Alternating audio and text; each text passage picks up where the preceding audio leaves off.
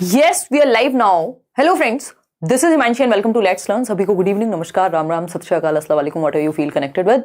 Start करेंगे आज का सेशन। बहुत ही महत्वपूर्ण रहने वाला है, स्पेशली उन लोगों के लिए जिनको लगता है मैथ्स पेडागोजी कैसे पढ़ें, या फिर मैथ्स पेडागोजी या मैथ्स में नंबर आएंगे कि नहीं आएंगे, ये छोड़ के चले जाएं। तो मजे की बात यह है कि जिनका मैथ्स कमजोर भी है उनके लिए भी 15 नंबर की पेडागोजी आती है और उसमें टॉपिक्स फिक्स्ड हैं, वही 4-6 टॉपिक्स हैं, वही घूम फिर के आते हैं।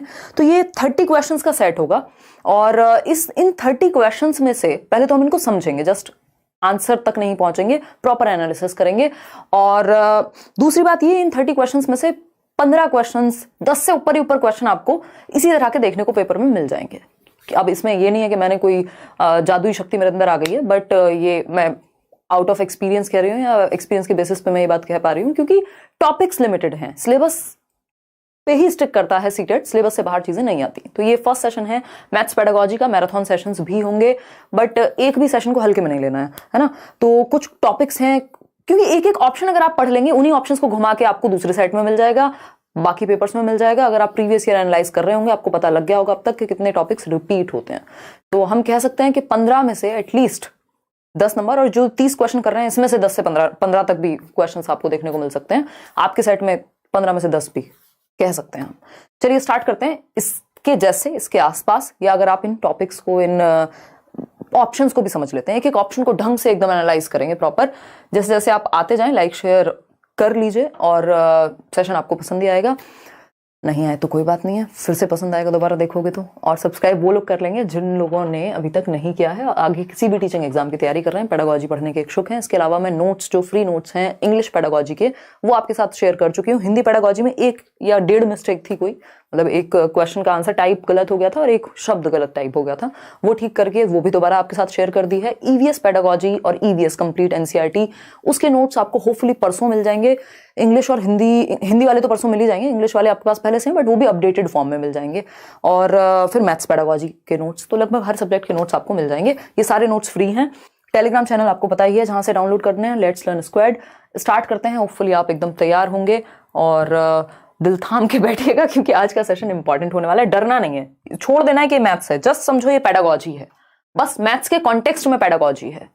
फर्स्ट क्वेश्चन देखिएगा एक बार, which of the following is the correct order according to Polya's problem solving model. George Polya से क्वेश्चन आता है, कई बार आया है। तो निम्नलिखित में से कौन सा पॉलिया के समस्या समाधान मॉडल के अनुसार सही क्रम है। अब ये एकदम ऐसा क्वेश्चन है कि आपको या तो पता है या फिर आप थोड़ा सा दिमाग लगा के पहुंच सकते हैं। ऐसे तो सारे ये सवाल हैं कि आप कोशिश करें अगर, तो आप पहुंच जाएंगे आंसर तक एलिमिनेट करके। भाई एक क्वेश्चन होता है, 4 डिस्ट्रैक्टर्स हैं, 3 डिस्ट्रैक्टर्स हैं, एक तो आंसर ही है आपका, तो उस आंसर तक आप पहुंच पाएंगे। ठीक है, बिल्कुल एनर्जी से पढ़ने की कोशिश करनी है, बिना ये सोचे कि कुछ आता है नहीं आता, आज से पहले पढ़ा है नहीं पढ़ा मैथ्स पेडागोजी। चलिए 54% लोग ए कह रहे हैं, समझते हैं। ऑर्डर क्या है?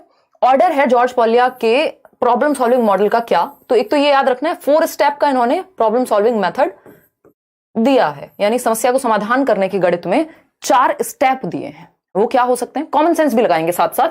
अंडरस्टैंड द प्रॉब्लम, यानी समस्या आप पहचान पाए। आइडेंटिफिकेशन जो जनरल बाकी स्टेप्स में भी हम देखते हैं, यानी समझ पाए आप प्रॉब्लम को। बात तो ठीक लग रही है। फिर आता है डिवाइस अ प्लान, यानी अब आपके पास एक योजना हो, यानी पहले क्वेश्चन देखा, समझ में तो आई है क्या, इसमें करना क्या है, उसके लिए आप फिर योजना बनाते हैं। लुक बैक करेंगे, वापस से देखेंगे और फिर कैरी आउट करेंगे प्लान को। अब लुक बैक तो एक तरह से रिफ्लेक्शन या रीइवैल्यूएशन हो गया, उसके बाद प्लान कैरी आउट करेंगे। प्लान तो यहीं कैरी आउट होना चाहिए था, जब आपने बनाया था उसके बाद प्लान कैरी आउट होना चाहिए था। तो कॉमन सेंस नहीं लगाई हमने। 64% लोग गलत उत्तर दे रहे हैं, ए कह रहे हैं। भाई अंडरस्टैंड द प्रॉब्लम यहां भी है, यहां भी है। चलो बाकी सबको तो हटा ही देते हैं कि पहले प्लान बनाएंगे, डिवाइस अ प्लान, ये तो हो नहीं सकता, क्योंकि पहले हम प्रॉब्लम को समझेंगे फिर प्लान बनाएंगे। तो ये 2 ऑप्शन तो हमारे ऐसे ही हट गए कि पहले योजना क्यों तैयार कर लेंगे, पहले समस्या को समझेंगे।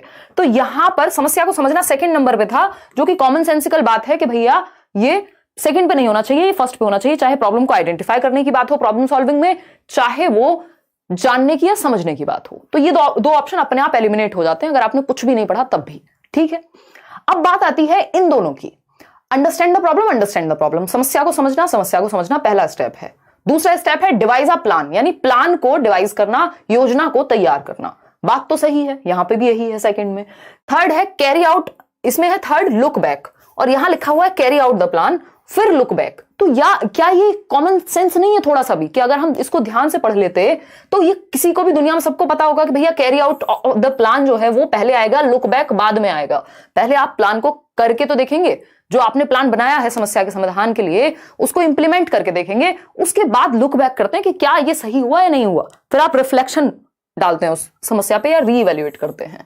तो बी ऑप्शन मच बेटर है, क्योंकि समस्या को समझना यहां भी सही था, डिवाइस अ प्लान यहां भी सही था। आप एक योजना बनाएंगे, फिर उस प्लान को कैरी आउट करेंगे, यानी योजना को कार्यान्वित करेंगे, उसके बाद आप लुक बैक करेंगे। क्या करेंगे? लुक बैक करेंगे, यानी पुनः जांचना। ये हिंदी में यहाँ पे पुनः जांचना, हमारे टाइपिस्ट जी आजकल ज्यादा व्यस्त हैं वो नोट्स वगैरह के चक्कर में, तो मुझे लग रहा है नींद में टाइप कर रहे हैं। मैं उनको बोलूंगी ये, क्योंकि कुछ मिस्टेक्स लगातार हो रही हैं, ठीक। या हो सकता है पेपर में भी ऐसा हो, क्योंकि कई बार गलती पेपर में ही होती है और इस बार इन्होंने बहुत टाइपिंग मिस्टेक की है सीबीएसई वालों ने, ठीक है जी। तो B option is the right answer कि पुनः जांचना। अब आप क्या करेंगे? लुक बैक करेंगे कि ये जो किया था वो सही था या नहीं था, है ना। 4 साल बाद लुक बैक नहीं करना है कि वो रिलेशनशिप फेल हो गया, आप लुक बैक कर रहे हैं, ठीक है ना। थोड़ा तभी लुक बैक कर लेना है जब आपने डिवाइस किया था एक प्लान, उसके बाद कैरी आउट किया और थोड़े दिन में समझ आ गया कि भैया लुक बैक कर लो, ठीक। तो पुनः जांच कर लेंगे, तो B option is the right answer. आगे बढ़ेंगे, ये सब मजाक की बातें, इनको काल्पनिक समझें। ये है जॉर्ज पॉलिया का प्रॉब्लम सॉल्विंग मॉडल, है ना। जॉर्ज पॉलिया का प्रॉब्लम सॉल्विंग मॉडल नहीं है, मॉडल है, ठीक। तो जॉर्ज पॉलिया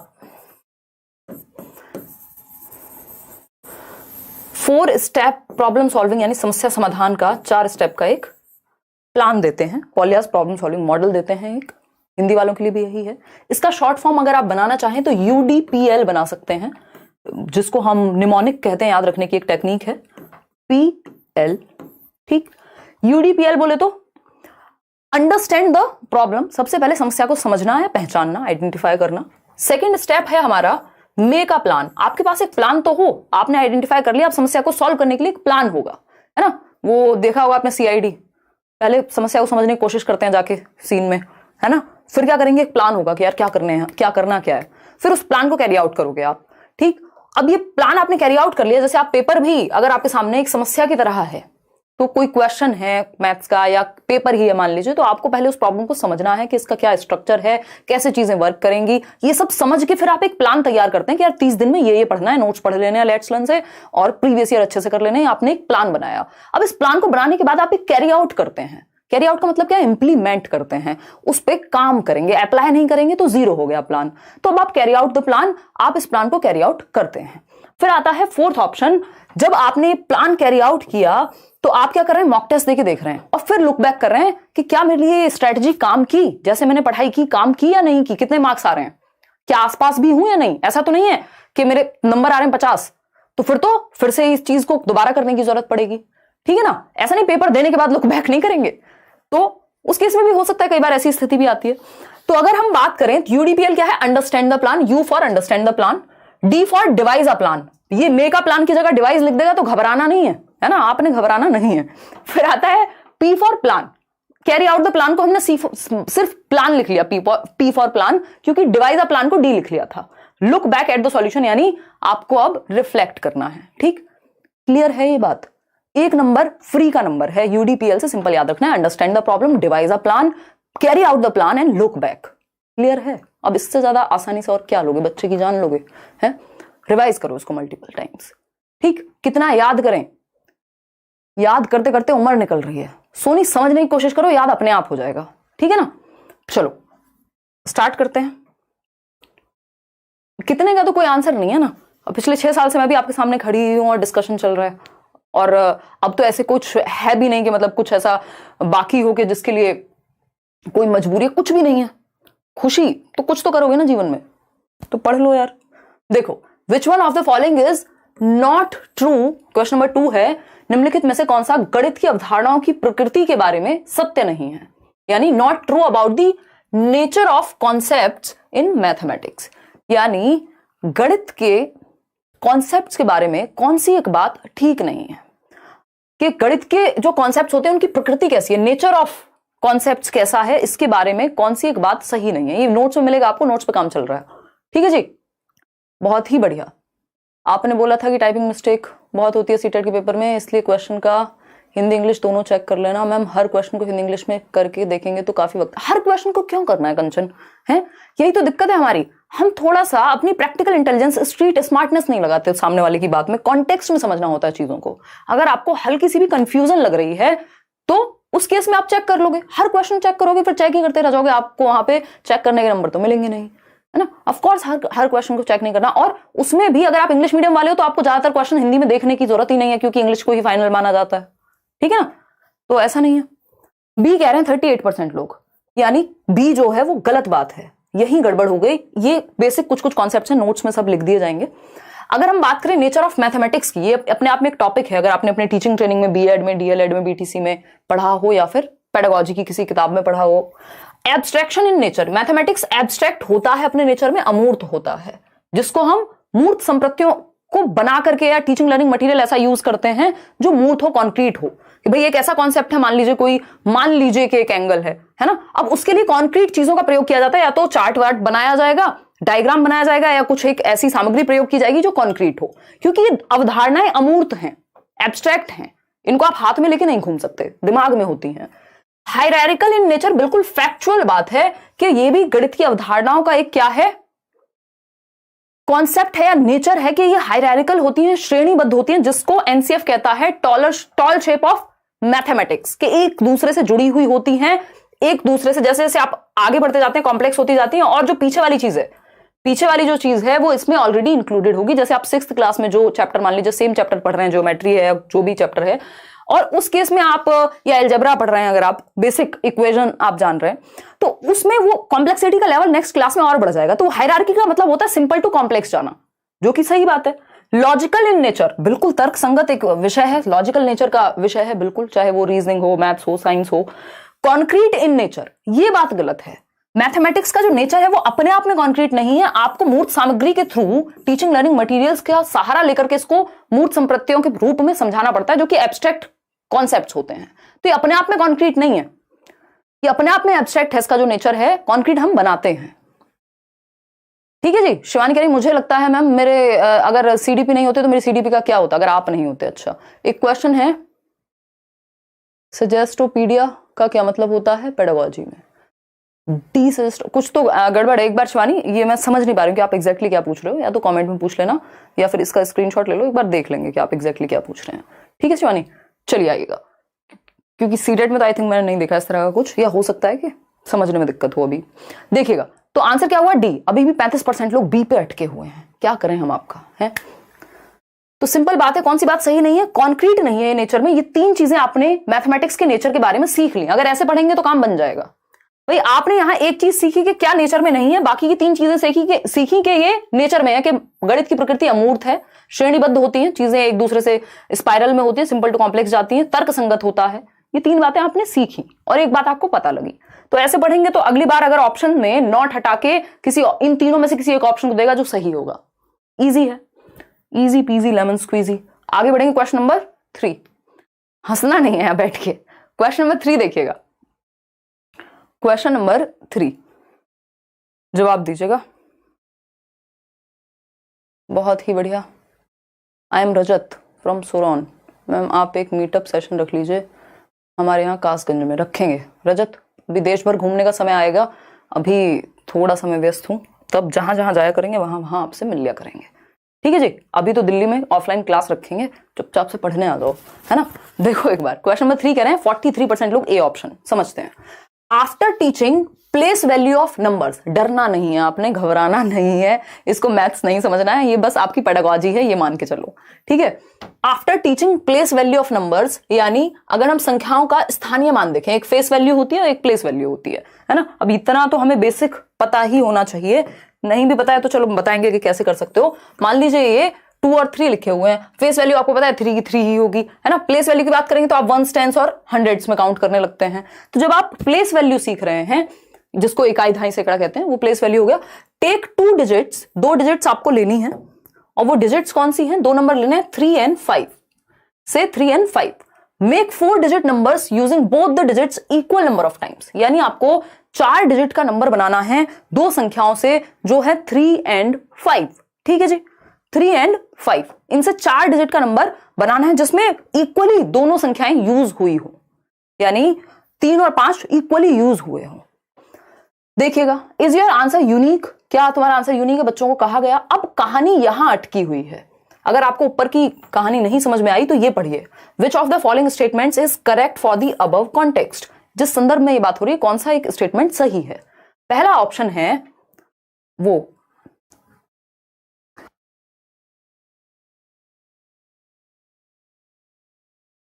देखिएगा, अगर हम बात कर रहे हैं तो फर्स्ट ऑप्शन है it is an open ended question and gives opportunities to students to analyse and critique each others responses, यानी यह एक खुले सिरे वाला प्रश्न है, मुक्त उत्तर वाला प्रश्न है और छात्रों को आपस में एक दूसरे के उत्तरों का विश्लेषण और आलोचना करने का अवसर प्रदान करता है। बात तो सही है। बी ऑप्शन है it is an example of close ended. देखो, ये क्लोज एंडेड नहीं हो सकता। क्लोज एंडेड में क्या होता है, येस और नो, एक सही आंसर होता है क्लोज एंडेड में। जैसे एमसीक्यूज क्या है, क्लोज एंडेड है, 4 में से एक ही उत्तर सही होगा जो आपको 1 नंबर दिलवा दे। ठीक है, तो क्लोज एंडेड में भाई 2 और 2 कितने होते हैं, 4 होते हैं, ये क्लोज एंडेड है। 2 into 2 कितना होगा, 4 होगा। 2 3 जा कितना होगा, 6 होगा। ये क्लोज एंडेड है, इसमें आप कुछ कर नहीं सकते, वो होगा ही। ठीक, तो ये क्लोज एंडेड में एक सही उत्तर होगा, जैसे fill in the blank, MCQs या फिर मैच द फॉलोइंग, ये सब क्लोज एंडेड है। ठीक, फिर आता है C option, multiple responses to a question should be discouraged, यानी यदि आप एक गणित में अनेक उत्तर देने वाले प्रश्नों को हतोत्साहित करेंगे, जबकि हमें मल्टीपल पर्सपेक्टिव्स को बढ़ावा देना है, रट्टे थोड़ी लगवाने एक उत्तर के, तो ये तो बात गलत हो गई दोनों ही। It is an example of contextual question, कौन से संदर्भ की बात हो रही है सरकार, कौन सा संदर्भ है यहां, कोई ऐसा स्थिति दी है, कोई रियल लाइफ सिचुएशन दी है, कॉन्टेक्स्ट की तो कोई बात नहीं है। ठीक, तो एक ही उत्तर यहां सही लग रहा है, उसको भी समझेंगे। It is an open ended question and gives opportunities to students to analyse and critique each others responses, यह एक मुक्त उत्तर वाला प्रश्न है और छात्रों को आपस में एक दूसरे के उत्तरों का विश्लेषण और आलोचना करने का अवसर प्रदान करता है। क्यों, सिंपली देख लेते हैं एक बार। अगर हम बात करें 2 और 3 दिया, कितना नंबर है, 3 और 5, 3 और 5 से 4 डिजिट नंबर हमको बनाना है, 4 डिजिट नंबर आपको बनाना है 3 और 5 का प्रयोग करके। ठीक है जी, अब 3 और 5 का प्रयोग करें इक्वल नंबर ऑफ टाइम्स, दोनों बराबर के यूज होने चाहिए। एक तो आ गया 3 5 3 5, है ना, और क्या आ सकता है 5 5 3 5 5 5 3 3, इसी तरह से इनको, और ये ओपन एंडेड हो गया, कोई इसका एक आंसर नहीं है, अलग अलग बच्चे अलग अलग इसकी प्रोबेबिलिटी बनाएंगे और फिर कहेंगे तेरा गलत है या तूने ऐसे नहीं, इसको तो ऐसे भी कर सकते थे, तो क्रिटिक भी कर पाएंगे एक दूसरे को। तो ये क्या हुआ, इसकी बहुत सारी प्रोबेबिलिटी हो जाएंगी, कैसे भी खेलते रहो उसके साथ। तो ये क्या हुआ, ये ओपन एंडेड हुआ, इसका कोई एक सही उत्तर नहीं है, बच्चों को इस पर चर्चा करने का मौका मिलेगा। A option is the right answer over here. आगे बढ़ेंगे, क्वेश्चन नंबर 4, लेंथी हो सकता है क्वेश्चन, घबराना अगेन नहीं है। क्वेश्चन नंबर 4 पढ़िएगा और बताइएगा एक बार। पूछे मैडम। फोन नहीं दे सकते आपको, चार्ज हो रहा है। ओ गॉड, लो जाओ, क्या याद रखोगी, बहुत बड़ा दिल है, लो देखिएगा, फटाफट से बताओ और जवाब दो, पढ़ो एक बार।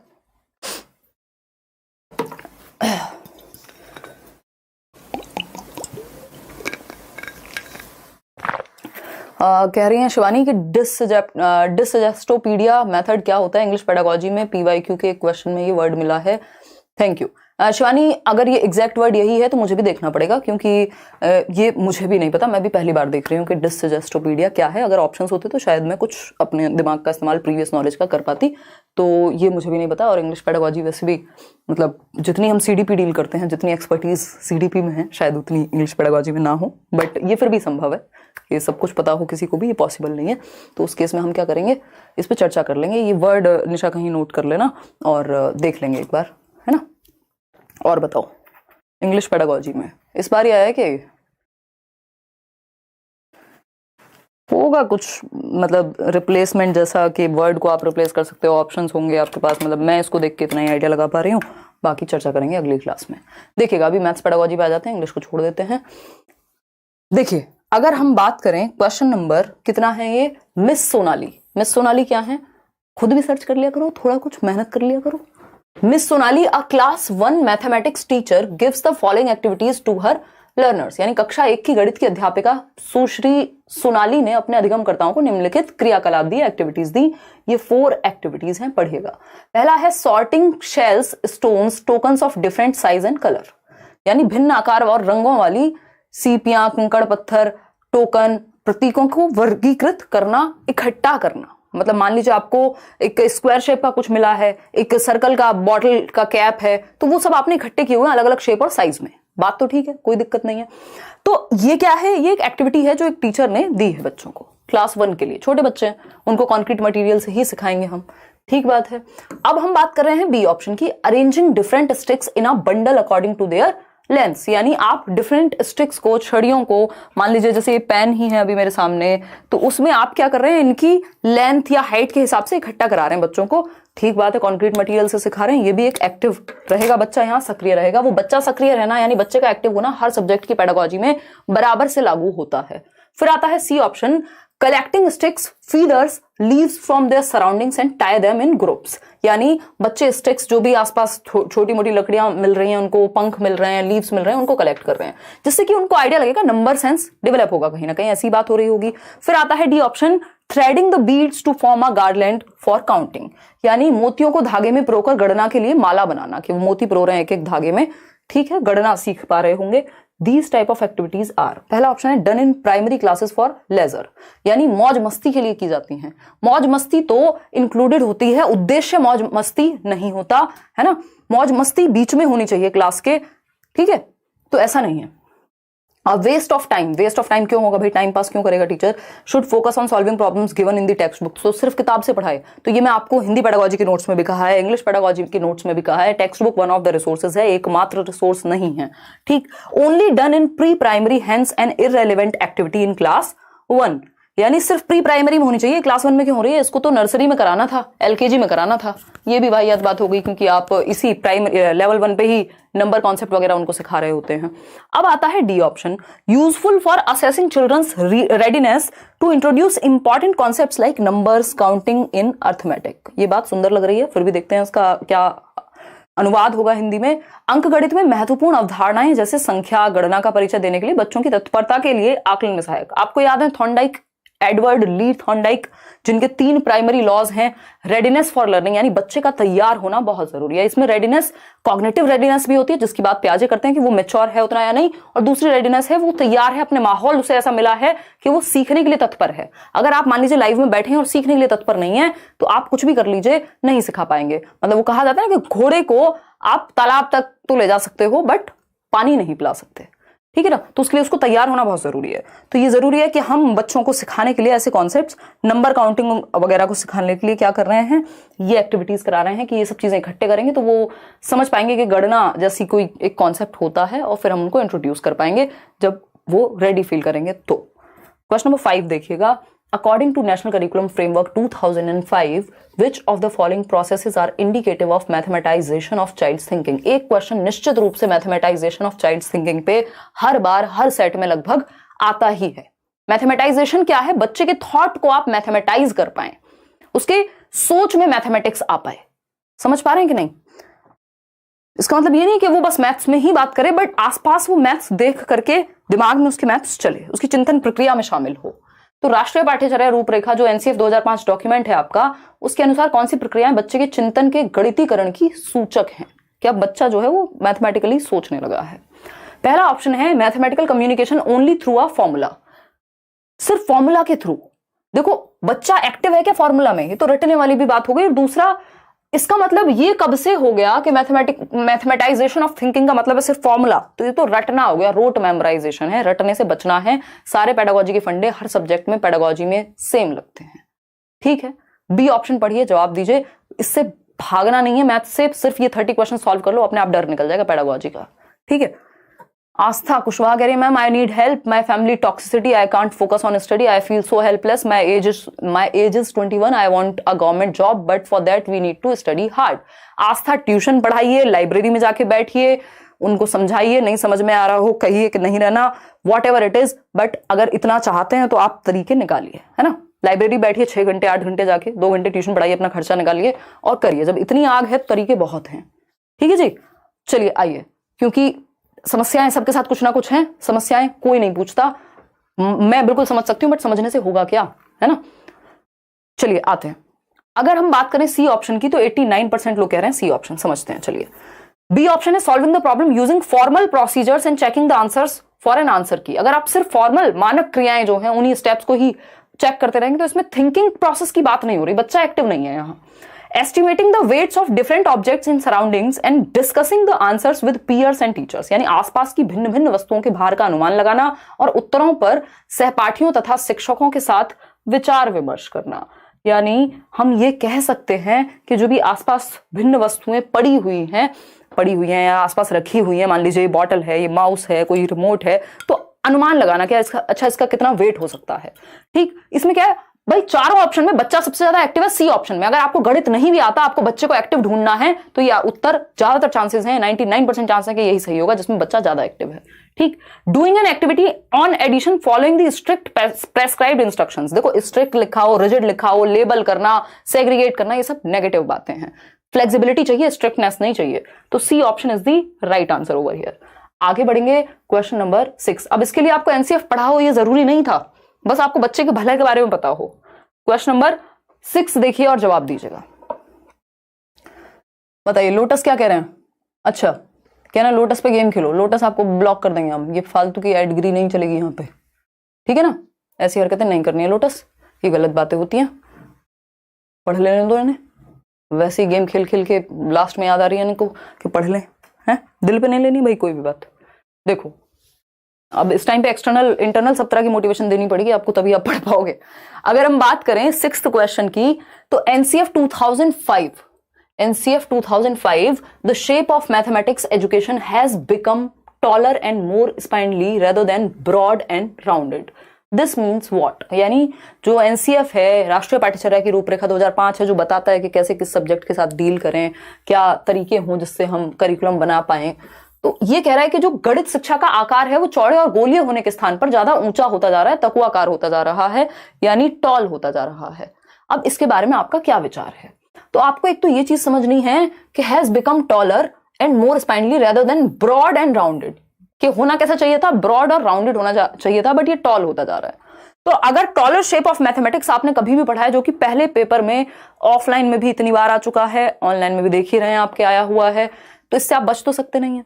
तो टॉलर शेप ऑफ मैथमेटिक्स क्या होती है, पहले ये समझना जरूरी है। टॉलर शेप ऑफ मैथमेटिक्स होती है, टॉल शेप ऑफ मैथमेटिक्स होती है। टॉल का मतलब होता है ऊंचा, मतलब जो ऐसे बना हुआ हो, मतलब एक कॉन्सेप्ट दूसरे से जुड़ा हुआ है। अगर आपको प्रीवियस कॉन्सेप्ट नहीं आता मैथ्स में तो आपको अगली क्लास समझ नहीं आएगी। यही है टॉल शेप ऑफ मैथमेटिक्स। तो इससे होता क्या है, कई बार बच्चा मान लो मिस कर दिया तो वो बेसिक कॉन्सेप्ट मिस कर जाता है, तो हम इसकी जगह फोकस राउंडेड कॉन्सेप्ट पे कर रहे हैं। तो राउंडेड से क्या होगा, या ब्रॉड अगर हो जाएगी शेप तो इससे बेसिक भी साथ में क्लियर होगा बच्चे का। मान लीजिए कहीं मिस भी हो गया कुछ तो वो बेसिक भी यहां इंक्लूड होता है, जबकि टॉल शेप में ऐसा नहीं होता। अगर आपको पिछली क्लास का नहीं आता या उससे पहले लेवल का नहीं आता तो आप भूल जाइए कि आपको समझ आने वाला है।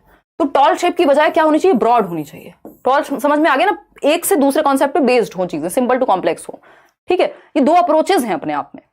अगर हम बात करें यहां तो पहला ऑप्शन है there is no communication between primary school and high school teachers. मतलब ऐसा इसलिए हो रहा है क्योंकि ये दोनों आपस में बातें नहीं कर रहे, कोई सेंस है इस बात की। बी ऑप्शन है topics have been introduced in hierarchical level of difficulty in mathematics curriculum, यानी गणित पाठ्यक्रम में विषयों का जो परिचय है वो कठिनाई के श्रेणीबद्ध स्तरों के अनुसार दिया गया है।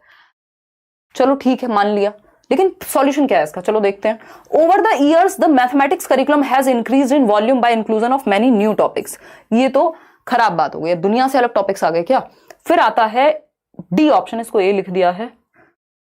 A curriculum acceleration has led to pruning of some basic topics to include new topics which are of significance in higher mathematics education। यानी पाठ्यचर्या के गतिमान होने के कारण ये जो एक्सेलरेशन है, जो हम और इसको कॉम्प्लेक्सिटी बढ़ा रहे हैं और बेहतर करने की बात कर रहे हैं, इसकी वजह से कुछ आधारभूत विषयों को काट छाट की गई है, जिससे जो बेसिक है उसका समावेशन कई बार नहीं हो पाता, जो कि होना चाहिए। ये ज्यादा आपको समझदार आंसर नहीं लग रहा, बजाय कि आप बी के साथ जाएं कि कुछ नए टॉपिक आ गए हैं और हायरार्किकल लेवल ऑफ डिफिकल्टी है मैथमेटिक्स में, इसलिए ऐसा है। ज्यादा कॉम्प्रिहेंसिव या इंक्लूसिव, बाकी को भी अपने अंदर समाहित करने वाला ऑप्शन नहीं लग रहा क्या ये? बिल्कुल लगेगा।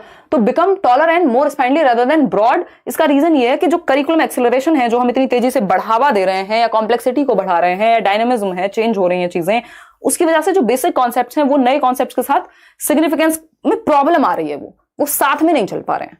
तो इसलिए हम ये कह रहे हैं कि इसका रीजन जो है टॉलर शेप का वो ये है कि हमने एक्सिलरेट कर दिया चीजों को।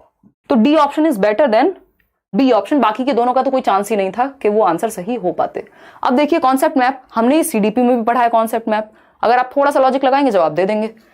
फटाफट से बताइएगा।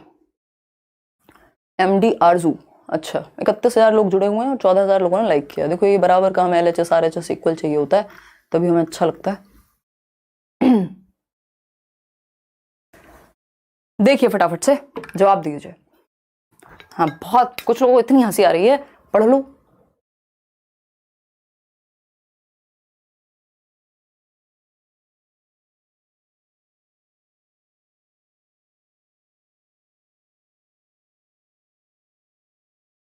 ये आप लोगों की चैट को पढ़ पढ़ के ना निशा को भी मजे आते रहते हैं ना, वो भी मुझे भटका रही है उल्टा, मुझे बता रही चैट में बातें क्या चल रही हैं। गॉसिप भी कर लेते हैं सब यहाँ मिलकर, पंचायत कर लेते हैं, छोड़ देते हैं पढ़ना। देखिए एक बार अगर हम बात करें क्वेश्चन नंबर 7 की, तो ये कहता है कॉन्सेप्ट मैप्स। कॉन्सेप्ट मैप्स क्या होते हैं? जिसमें एक कॉन्सेप्ट को हायरार्किकल मैनर में या फिर फ्लो चार्ट के द्वारा एक दूसरे से जोड़ करके समझा गया हो। Concept maps are commonly used in mathematics teaching, यानी इनको अवधारणाओं का जो मैप है, मानचित्र है, उसका प्रयोग किया जाता है मैथमेटिक्स में। Which of the given statements are true about concept maps, यानी कॉन्सेप्ट मैप्स के बारे में कौन सा एक स्टेटमेंट सही है, बताइएगा एक बार फटाफट से। क्या लगता है आपको? डी ऑप्शन कह रहे हैं बहुत सारे लोग। ए ऑप्शन है, it is a complex network depicting the relationship between all the sub concepts of the concept. बात सही है कि यह एक जटिल जाल तंत्र है जो कि एक अवधारणा की सभी उप अवधारणाओं के बीच संबंध को दर्शाता है। कॉन्सेप्ट मैप क्या है? मान लीजिए आपने प्याजे पढ़ा है ना, इसको आप मैथमेटिक्स में एडिशन से जोड़ सकते हैं कि अच्छा इसमें ये वाली प्रॉपर्टी यूज होती है, इस चैप्टर को आप ऐसे समझ सकते हैं। मान लेते हैं आपने प्याजे पढ़ा, ठीक, प्याजे में आपने 4 फैक्टर्स होते हैं और 4 होती हैं स्टेजेस, ठीक। फिर उसमें भी आपने समझा कि 4 स्टेजेस कौन सी होती हैं, SPCF, फिर किसमें किसकी कौन सी प्रॉपर्टी है, ठीक। फिर यहाँ पे जो 4 फैक्टर्स थे MESC, इनको समझा। फिर यहाँ से इक्विलिब्रेशन से निकला क्या कि अडेप्टेशन और ऑर्गेनाइजेशन क्या है। फिर अडेप्टेशन में 2 चीजें हैं, वो क्या है? एसिमिलेशन और इंक्लूजन है। बन गया आपका कॉन्सेप्ट मैप, जिसको आप माइंड मैप भी कह देते हैं। मतलब एग्जैक्ट तो नहीं है, माइंड मैप थोड़ा सा किसी छोटी चीज को लेकर के भी हो सकता है, कॉन्सेप्ट एक कॉन्सेप्ट को लेकर के होगा, ठीक है ना। तो इस केस में ये क्या करता है, एक जाल बन जाएगा रिलेशनशिप्स आपस में, कॉन्सेप्ट के अंदर सब कॉन्सेप्ट्स के क्या रिलेशनशिप है, ठीक है जी, सही है बात। It is a linear arrangement of all the sub concepts of the concept. क्या ये लीनियर लग रहा है आपको? ये स्पाइरल नहीं है अपने आप में, लीनियर होता है सीधी रेखा बस। अच्छा, एक के बाद 2, 2 के बाद 4, खत्म, ठीक। ये लीनियर तो कहीं से नहीं लग रहा है, एक सीधी रेखा में नहीं है, ये कॉम्प्लेक्स है अपने आप में, एक से दूसरी चीजें पिरोई हुई होती हैं इसमें, तो ये लीनियर नहीं है। They can be used as diagnostic tools to identify difficulties in learning that students are facing, यानी इनको हम यूज कर सकते हैं कि बच्चों को दिक्कत कहां हो रही है। जब आप डायग्नोस कर रहे हैं कि अच्छा इस स्तर पे दिक्कत है बेटा, यहां दिक्कत है, ये वाली चीज को समझने में दिक्कत है, इसको ही नहीं समझ पाए थे इसलिए ये समझ नहीं आया था। डायग्नोस करना मतलब गैप को पता लगाना, बात तो सही है। They help a teacher to gain new insights into the nature of mathematics. भाई टीचर को भी क्या है, नए इनसाइट्स मिल जाएंगे मैथमेटिक्स के बारे में। 3 ऑप्शन सही हो सकते हैं और ये तीसरा हमें पॉजिटिव भी लग रहा है। तो आंसर क्या हो गया हमारा? ए भी सही है, बी गलत है, ए, सी और डी। ऑप्शन है ऐसा कहीं है हमारे पास? D option. तो इन क्वेश्चन से अगर हम बच के भाग जाएंगे तो कोई क्वेश्चन तो करेंगे हम पेपर में कि नहीं, बताओ एक बार। तो D option is the right answer over here. आगे बढ़े, देखिएगा एक छोटा सा तो नहीं कहेंगे, पता नहीं आप देख पा रहे होंगे इसमें या नहीं। जब PDF आपको मिल जाएगा ये टेलीग्राम पे, और इसके मॉक टेस्ट भी मिल जाएगा आपको इस सेशन का करियर ऐप पे, और फ्री होगा वो मॉक टेस्ट, तो आप एक बार देख सकते हैं उस चीज को। अच्छा, एक और मॉक टेस्ट का एक पैकेज भी है, फ्री वाले मॉक टेस्ट भी हैं, और आई थिंक एक 99 रुपीज का एक मॉक टेस्ट की सीरीज, पूरी टेस्ट सीरीज जैसी लॉन्च की है, तो वो भी आप एक बार चेक कर लेना। करियर ऐप डाउनलोड करके कहीं और मत फंस जाना बस, है ना। अब तो कहते हुए डर लगता है, पता नहीं कौन कहाँ किस तरफ भटका दे आपको। देखिएगा इसमें सब तुक्के लगा रहे हैं, समझते हैं। अगर आप इसको देख पा रहे हैं पहले तो वही जरूरी है। देखिएगा अगर हम समझने का प्रयास करें तो यहां पे देखेंगे फॉर्मेटिव असेसमेंट, रचनात्मक आकलन होता किस लिए? फीडबैक के लिए। रचनात्मक आकलन की अगर हम बात कर रहे हैं, FA जिसको हम कह रहे हैं, तो देखेंगे children memorising the facts and are assessed through written test. ये कहां हो सकता है? चाइल्ड सेंटर्ड में? नहीं, बिल्कुल नहीं होगा। टीचर सेंटर्ड में ऐसा हो सकता है कि बच्चे क्या हैं, रट्टे लगा रहे हैं क्योंकि टीचर ने कह दिया है। तो पहले पहला ऑप्शन ही पढ़ लिया करो, उसके हिसाब से अगर समझ में आ जाए तो ईजी हो जाएगा। पहले ऑप्शन पढ़ लिया आपने, तो अब आपको पता है कि टीचर सेंटर्ड के बारे में बात हो रही है, तो बी का फर्स्ट होना चाहिए। बी का फर्स्ट कहीं दिख रहा है आपको? दो जगह पे दिख रहा है बी का फर्स्ट। बी का फर्स्ट ऑप्शन दो जगह पे दिख रहा है, यानी तीन जगह पे दिख रहा है बल्कि, है ना। कई बार तो ऐसा होता है इसी से सारा क्वेश्चन सॉल्व हो जाता है, बाकी और कहीं होता ही नहीं। तो बी का फोर्थ वाला, चलो एक ऑप्शन तो एलिमिनेट हुआ कम से कम। बी ऑप्शन देखते हैं, ये तो होगा नहीं क्योंकि फोर्थ तो सही नहीं हो सकता। टीचर सेंटर्ड हो गया ये। फॉर्मेटिव का भी पता करेंगे। Children work both individually and in groups are assessed while doing activities, तो ये होता है चाइल्ड सेंटर्ड में, जहां टीचर और बच्चा दोनों ही एक्टिव होते हैं। ये बात हमने सैकड़ों बार पढ़ी है सीडीपी में भी, है ना। तो सी का क्या हो गया? Second option. सी का सेकंड कहीं दिख रहा है हमें? यहीं पे दिख रहा है सिर्फ। सी का सेकंड सिर्फ यही है, बाकी में है ही नहीं। तो सिंपल आंसर है, अगर आपको वो दोनों ये चेक भी नहीं करने तब भी आप आंसर तक पहुंच गए, है ना। इसी को स्मार्टनेस कहते हैं, जो थोड़ी सी मेहनत और समझ से आएगी। अगर आपके कॉन्सेप्ट्स ठीक डेवलप हुए हुए हैं, आपने चार ऑप्शन नहीं भी चेक किए तब भी आपको समझ में आ गया। और ये आपको लग रहा होगा कि अभी तो बड़ा कॉम्प्लेक्स है यार, बट ये खेलना आप सीख जाएंगे, थोड़ी प्रैक्टिस तो कीजिए। अगर हम बात करें यहां, तो आपके टीचर सेंटर्ड हो गया, चाइल्ड सेंटर्ड हो गया। ग्रुप असेसमेंट का मतलब बच्चे ग्रुप में असेस कर रहे हैं एक दूसरे को, तो helps to assess social skills and cooperative learning process. एक दूसरे की सामाजिक जो भी स्किल्स हैं, साथ में कैसे कोऑपरेट कर रहे हैं, ये सब सीख पाएंगे।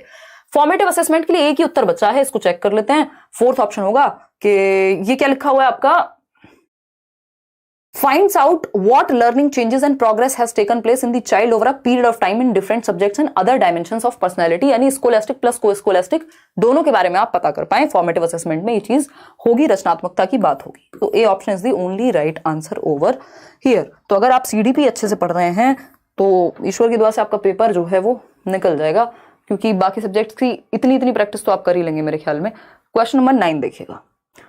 क्वेश्चन नंबर 9, शुरुआत में मैंने थोड़े से मुश्किल क्वेश्चन डाले ताकि आपका जो एनर्जी है उससे वो बनी रहे, बात तक जाते जाते अपने आप इजी हो जाएंगे। और यही पेपर में करना है, छोड़ने नहीं है क्वेश्चन, क्योंकि आपको लग रहा होगा 4 क्वेश्चन मुश्किल है और आप डर गए, अरे मैथ्स तो बहुत मुश्किल है। आगे देखोगे तो हो सकता है 8 इजी भी आए, ठीक है ना। चलिए आगे बढ़ते हैं और समझने का प्रयास करते हैं। मैं मम्मी कहती है आप बहुत स्पीड बढ़ाती होंगे आप, समझी नहीं आयशा। अम्मी का तो चल जाएगा, उनको स्पीड में लग रहा है, आपको भी स्पीड में लग रहा है तो बताओ, फिर कम कर देंगे, है ना। क्योंकि ये तो अम्मी का बड़प्पन है कि वो देख रही हैं। अदरवाइज अगर पढ़ने वालों को स्पीड में लग रहा है तो आप बता दीजिए।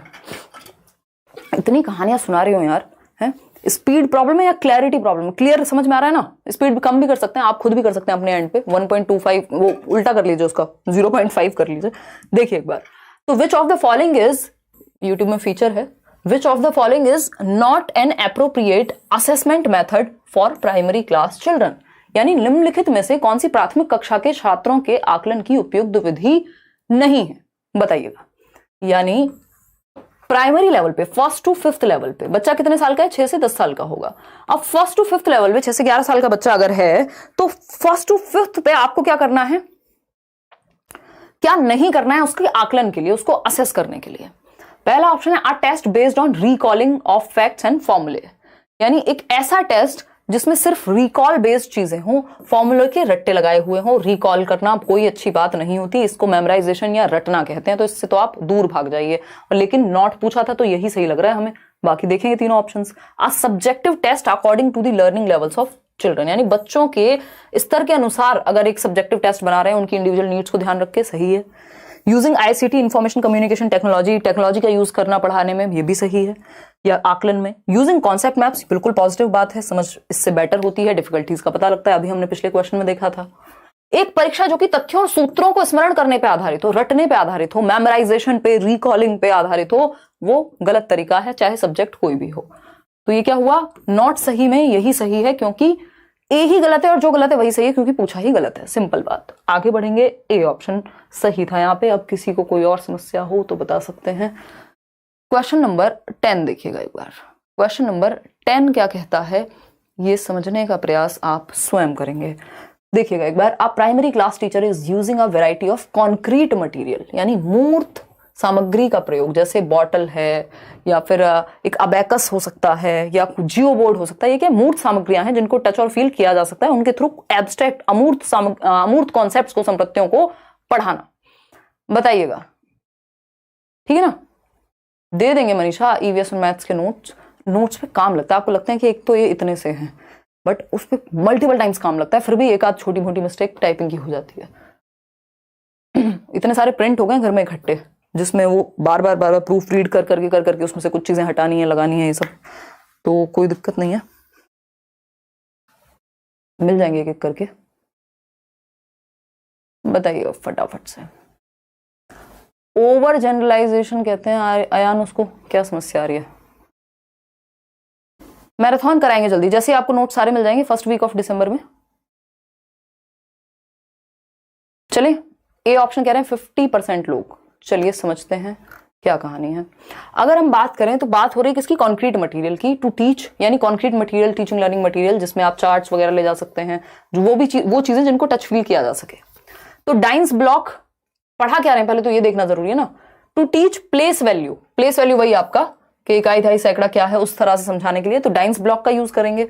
Bundles of match sticks unburned, यानी जो माचिस की तिल्लियां बिना जली हुई, क्योंकि जली हुई माचिस की तिल्ली में कैसे प्लेस वैल्यू समझाओगे, है ना भाई? अगर बिना जली हुई नॉर्मल माचिस की तिल्लियां तो आप लगा के दिखा दोगे, अच्छा ये जो है तीसरे नंबर पर ये इकाई पे है, ये दहाई पे है, ये वंस पे है, ये टेंस पे है, अच्छा इसका फेस वैल्यू क्या है, अच्छा ये ऐसे देखें तो एक अपने आप में इसकी वैल्यू है। तो ये क्या हुआ, ये आप सिखा सकते हो। डाइंस ब्लॉक में भी यही होता है कि आप प्लेस वैल्यू के लिए चाहे दिमाग में याद भी रख सकते हैं आप कि प्लेस वैल्यू के लिए, डेसिमल वगैरह के लिए भी डाइंस ब्लॉक का यूज कर लिया जाता है। ये क्या है? टीचिंग लर्निंग मटेरियल से मैथ्स के, ये भी आपको नोट्स में मिल जाएंगे। Fake currency notes, fake currency note से आप कैसे प्लेस वैल्यू समझाओगे? अब 10 रुपए का नोट है, उसमें से 0.5 करके फाड़ के थोड़े ना दिखाओगे, तो पॉसिबल नहीं है। अबेकस का प्रयोग डिवीजन को छोड़ के कैलकुलेशन में, नंबर काउंटिंग वगैरह में यूज किया जाता है, मल्टीप्लिकेशन में भी। तो अबेकस भी यहां काम में नहीं आएगा, क्योंकि बात किसकी हो रही है? प्लेस वैल्यू की हो रही है। तो वो पॉइंट्स में कैसे दिखाओगे अबेकस में चीजें, या मतलब टेंस और वंस के प्लेस पे कैसे दिखाओगे? Which of the following represents appropriate classification of the concrete material? कौन सा जो है वो सही है इस केस में? प्रोपोर्शनल है, बताइएगा। A and D are proportional, तो डी तो नहीं है। A and B are proportional, कह सकते हैं कि प्रोपोर्शन दिखा सकते हैं, समानुपाती हैं। बी ऑप्शन कह रहे हैं नहीं, ए ऑप्शन कह रहे हैं 54% लोग। ए कैसे कह रहे हो भाई? ए और डी समानुपाती हैं, इसका प्रयोग तो कर ही नहीं सकते ना आप अबेकस का, यहां पे प्रोपोर्शनल कैसे हुआ? ए है, कैसे प्लेस वैल्यू पढ़ाओगे इससे? B option is the right answer. आगे बढ़ेंगे, क्वेश्चन नंबर 11 देखिएगा। बच्चे के आकलन की बात है, ये सीसीई आपका हर सब्जेक्ट में काम आ जाएगा। अगर हम बात करें assessing children's previous knowledge of mathematical concepts is important because, यानी बच्चे के पूर्व ज्ञान का, ओल्ड नॉलेज का पता लगाना जरूरी है, उसको चेक करना जरूरी है कि उसको पहले से कितना आता है। नया सब्जेक्ट या नया कॉन्सेप्ट टॉपिक पढ़ाने से पहले इसका रीजन आपको बताना है। फटाफट बताइएगा क्या रीजन होगा इसका। पहला ऑप्शन है it helps in memorising mathematical facts. कोई भी रीजन ये नहीं हो सकता कि बच्चे को रिकॉल कराना, मेमोराइज कराना, रट्टे लगवाना, इसलिए कोई भी पढ़ाई आज की डेट में नहीं करानी चाहिए। ये है बात, पेडागोजी में याद रखना है। Mathematics is integrated with other subjects, यानी मैथमेटिक्स जो है वो दूसरे सब्जेक्ट्स के साथ इंटीग्रेटेड है या नहीं। पूर्व ज्ञान इसलिए थोड़े ना हम देख रहे हैं कि दूसरे सब्जेक्ट के साथ, ये मल्टी डिसिप्लिनरी की बात तो हो नहीं रही है यहाँ पे बात हो रही है पूर्व ज्ञान को चेक इसलिए करते हैं कि आगे कैसे पढ़ाएं। तो इस पे भी हमें डाउट है कि कम सही हो सकता है, फिर भी इसको छोड़ देते हैं। It is helpful in summative assessment. अब जहां पे एक्टिविटी कराई जा रही है, हम चेक कर रहे हैं बच्चों को पहले कितना पता है, आगे सिखाना है। समेटिव असेसमेंट तो जजमेंट के लिए होता है, ये तो फीडबैक के लिए है, प्रीवियस नॉलेज, ताकि आप टीचिंग लर्निंग को सुधरवा सकें। ये तो ईयरली और हाफ ईयरली एग्जाम हो गए कि इतने % मार्क्स आए। Mathematical concepts are hierarchical in nature, यानी प्रीवियस नॉलेज हम इसलिए टेस्ट करा रहे हैं क्योंकि जो गणित के संप्रत्यय हैं वो हायरार्किकल हैं, एक दूसरे से जुड़े हुए हैं, सिंपल टू कॉम्प्लेक्स हैं। अगर बच्चों को पहले से नहीं आता, मान लीजिए जोड़ना भी, तो आप कैसे उसको आगे की कहानी सुनाएंगे, समझाएंगे? कैसे आप उसको मल्टीप्लिकेशन पे ले जाएंगे? कैसे आप उसको बाकी चीजें सिखा देंगे जब उसको बेसिक कैलकुलेशन भी नहीं आती? तो आप पहले प्रीवियस नॉलेज टेस्ट करते हैं कि ये है किस लेवल पे, उस हिसाब से फिर आप पढ़ाना शुरू करते हैं वहां से।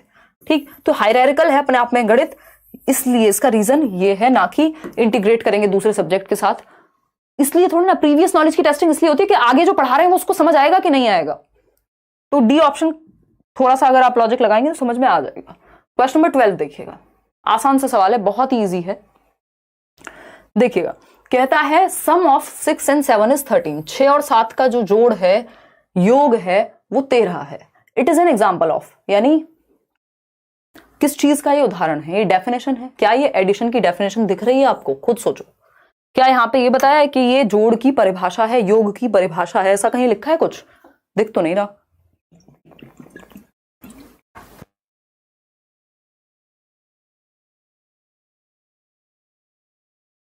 देखिएगा, जवाब दीजिएगा। थोड़ा स्लो चल रहे हैं हम कंपैरेटिवली अगर देखा जाए तो। फटाफट से बताइएगा, क्या ये परिभाषा है योग की? नहीं लग रही हमें तो। परिभाषा तो यहाँ कोई नहीं दी हुई। प्रपोजिशन है ये, ओपन सेंटेंस है या कंजंक्शन है? बताइएगा। ओपन सेंटेंस यानी मुक्त वाक्य। मुक्त वाक्य क्या होगा? जहां पे बच्चों कह दिया जाए कि तेरा किस किस का योग हो सकता है, तो वो ओपन एंडेड हो जाएगा कि भाई 6 और 7 का भी हो सकता है, 9 और 4 का भी हो सकता है ना? ये ओपन एंडेड है। बट ये तो फैक्चुअल है, इसका तो एक ही आंसर है। 6 और 7 13 होते हैं, इसमें तो कुछ कर ही नहीं सकते आप। ओपन कहां से? तो क्लोज एंडेड है। ये भी हट गया, ये भी हट गया। कंजंक्शन यानी जिसमें दो चीजों को जोड़ के कंपाउंड में दो चीजें काम कर रही हो। यहां जोड़ने का मतलब कंजंक्शन बिल्कुल भी नहीं है कि दो को जोड़ दिया तो ये कंजंक्शन बन गया, है ना?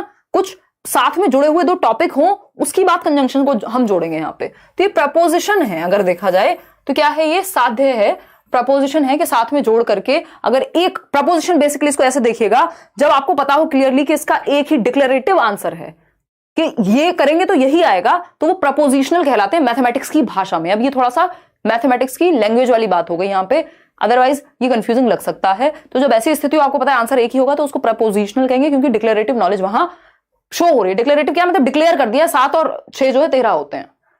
ठीक, तो बी ऑप्शन इसका सही होगा। ये थोड़ा सा फैक्चुअल है। क्वेश्चन नंबर 13 देखिएगा। एक क्वेश्चन हमें अभी तक फैक्चुअल मिला है जिसमें आपको बिल्कुल प्योर मैथमेटिक्स पता होना चाहिए। सयान क्या कह रहे हैं? WB टेट एग्जाम है इन 1 मंथ, 1 महीने पहले हर सब्जेक्ट मैंने पेडागोजी इंक्लूड किया था, पेडागोजी में 2 ऑप्शन में उलझ जाता हूं, क्या करें? सायन, ये बहुत ही नॉर्मल बात है सायन रॉय, और कि ऐसा होता है पेडागोजी में। बट आप प्रैक्टिस तो करिए, थोड़ा जो नोट्स मिल रहे हैं उनको भी यूज करिए, सीटेट के भी प्रीवियस ईयर करिए, क्योंकि मैंने सुना है कि सिलेबस सेम ही है। तो उस केस में जब आप कॉन्सेप्ट को समझने लगेंगे और देखेंगे कि पहला दूसरे से बेहतर है कि नहीं है ऑप्शन, सबसे बेस्ट कौन सा है, बच्चे की भलाई की बात कौन सा ऑप्शन कर रहा है, एक्टिव बच्चा कहां है, सबसे ज्यादा मौका कहां ज्यादा सीखने को मिलेगा, उस ऑप्शन की तरफ जाइए अगर आपकी ऐसी कंफ्यूजन बनती भी है तो।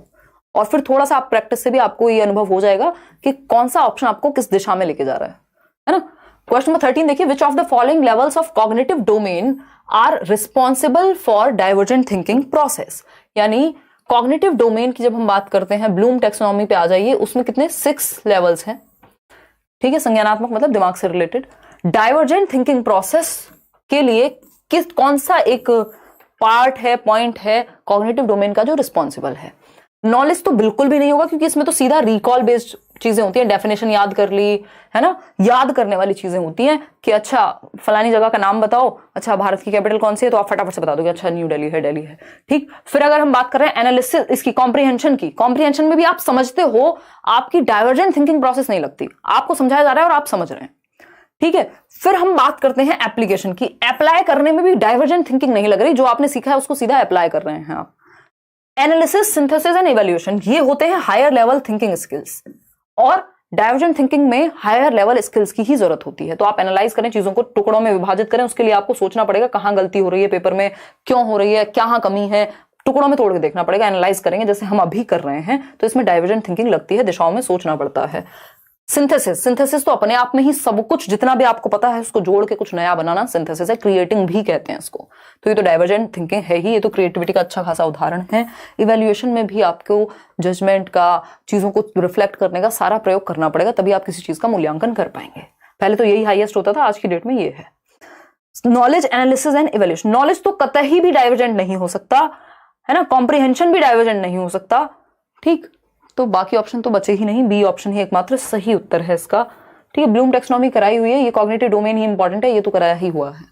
एक और सवाल आपके सामने है जिसको देख के आपको घबराना नहीं है। क्वेश्चन नंबर 14 देखिएगा फटाफट से, टाइम टेकिंग है थोड़ा सा ये, बट इसीलिए आपको अलग अलग सेट से प्रैक्टिस थोड़ी कर लेनी है। ठीक है जी। हाँ, पेपर 1 पेपर 2 दोनों के लिए हेमलता जो नोट्स प्रोवाइड किए, और उन नोट्स में जो महत्वपूर्ण से भी ज्यादा महत्वपूर्ण चीजें हैं वो हैं जो आती ही हैं, है ना? क्योंकि मान लीजिए अभी जैसे किसी ने ये टॉपिक बताया था, मैंने यहाँ लिखा हुआ है डी सजेस्टोपीडिया। अब ये एक बार अगर पेपर में आया 1 नंबर में, तो ऐसे 1-2 क्वेश्चन जरूर मिलेंगे जो पहले शायद कभी देखे भी ना हो। तो उसके लिए दुखी नहीं होना उस टाइम पे। एक्स्ट्रा में अगर टाइम है, पढ़ के जाओ, सब कुछ अच्छी बात है, लेकिन अब लास्ट टाइम क्योंकि चल रहा है, तो इसलिए नोट्स में वही चीजें हैं जो बहुत जरूरी हैं, जो बार बार रिपीटेडली आती हैं, जो आपको स्कोर अच्छा करा सकती हैं। तो 1-2 क्वेश्चन का तो आपको मार्जिन लेके चलना पड़ता है कि भैया ये हो सकता है कि नए आ जाएं या अलग आ जाएं या हमसे सॉल्व ना हो पाए। बट जो जरूरी है, जो आता है हर बार, वो गलत करोगे तो फिर कोई बचाव नहीं है दुनिया में। सी ऑप्शन कह रहे हैं 84% लोग। चलिए समझते हैं। टू सॉल्व 76 इंटू 32, यानी 76 को गुणा करना है 32 से।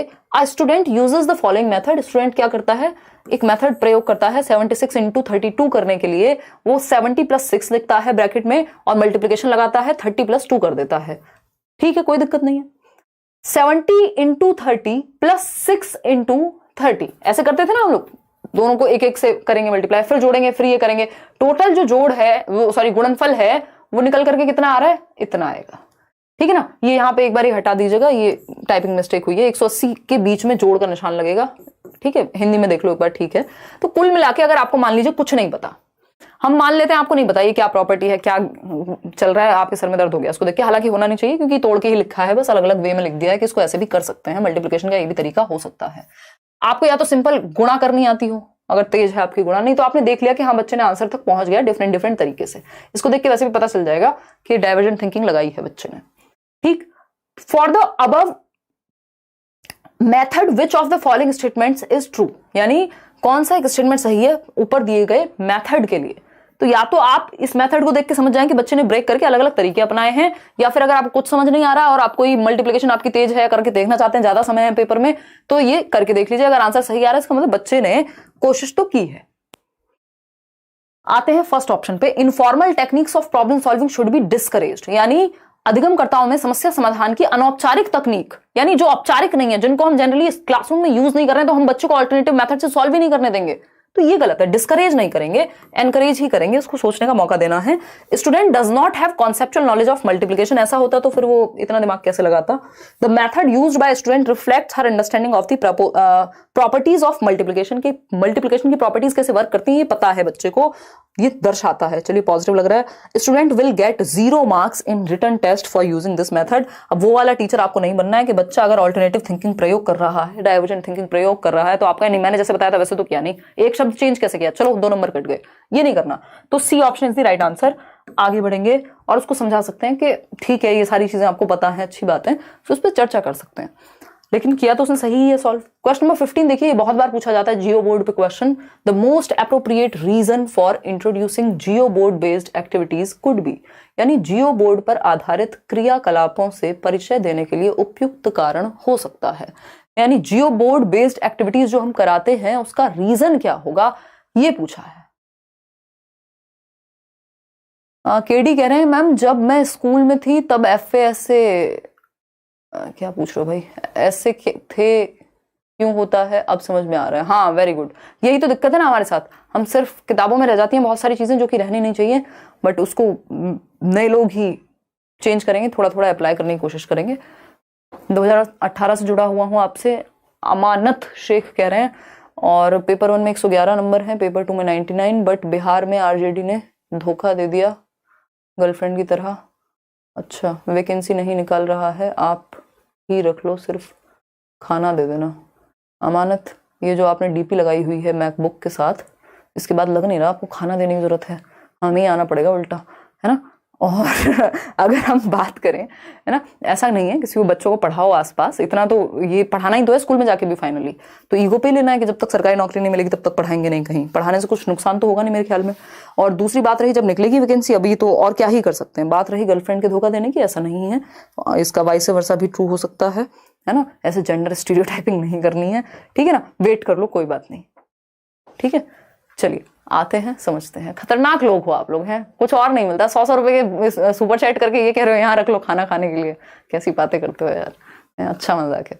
देखो एक बार अगर हम बात करें क्वेश्चन नंबर 15 की, the most appropriate reason for introducing geoboard based activities. Geoboard क्या होता है, बेसिकली ज्योमेट्रिकल शेप्स को समझने के लिए एक बोर्ड होता है जिसपे आप नेल्स लगा करके, मतलब वो जो कीले या जो पिन्स होती हैं उनका यूज करके आप ऐसी शेप्स दिखा सकते हो बच्चों को, और ये कॉन्क्रीट रूप में कि बच्चों को समझ में आ जाए, अच्छा ट्राइंगल की शेप बनानी है, ऐसे बन सकती है, ये ऐसा ट्राइंगल होता है, ये 4 शेप का स्क्वायर होता है, मतलब 4 साइड इक्वल है तो ये स्क्वायर है। फिर अगर हम बात कर रहे हैं ये आपका रेक्टेंगुलर है, इस तरह से आप डिफरेंट डिफरेंट चीजें दिखा सकते हो, जो ज्योमेट्रिकल शेप्स हैं बेसिकली वो आप दर्शा सकते हो जियो बोर्ड पे। ये बात हमें समझ में आ गई, अब फिर से सॉल्व करने की कोशिश करो, इस बार हो जाएगा, ठीक है जी। बाकी अमानत धन्यवाद, आप 2018 से जुड़े हुए हैं, आप लेट्स लर्न की अमानत हैं, बहुत ही अच्छा लगा जान करके। पागल हो गए क्या ये लोग में। ऐसे होता है, देखो बेरोजगारी में थोड़ा दिक्कत हो जाती है। देखो एक बार आयशा कह रही है 100 मुझे दे देता ब्रो। आयशा ब्रो कह के तो बिल्कुल नहीं देगा वो, ठीक है। चलो खैर कोई बात नहीं, छोड़ो इन बातों को। अगर हम बात करें देखो एक बार 100 छोड़ो, 10 रुपए नहीं मिलेंगे आपको आयशा, देखिएगा एक बार। अगर हम बात करें मजाक कर रही हूँ, इधर आ जाओ। पहले हमारे इंडियंस के साथ ये प्रॉब्लम है, हम सीधे रिश्ते बनाते हैं। और क्वेश्चन नंबर 15 देखिएगा, the most appropriate reason for introducing geoboard. ये मजाक मैं कर सकती हूँ, सिर्फ यहाँ पे दिल पे नहीं लेना है, सब काल्पनिक बिल्कुल इमेजिनरी बातें चल रही हैं। देखो एक बार, अगर हम बात करें जियो बोर्ड बेस्ड एक्टिविटीज की, तो to teach lines and angles to learners, यानी अधिगमकर्ताओं को रेखाओं और कोणों को पढ़ाना। ठीक है, कोई दिक्कत नहीं है।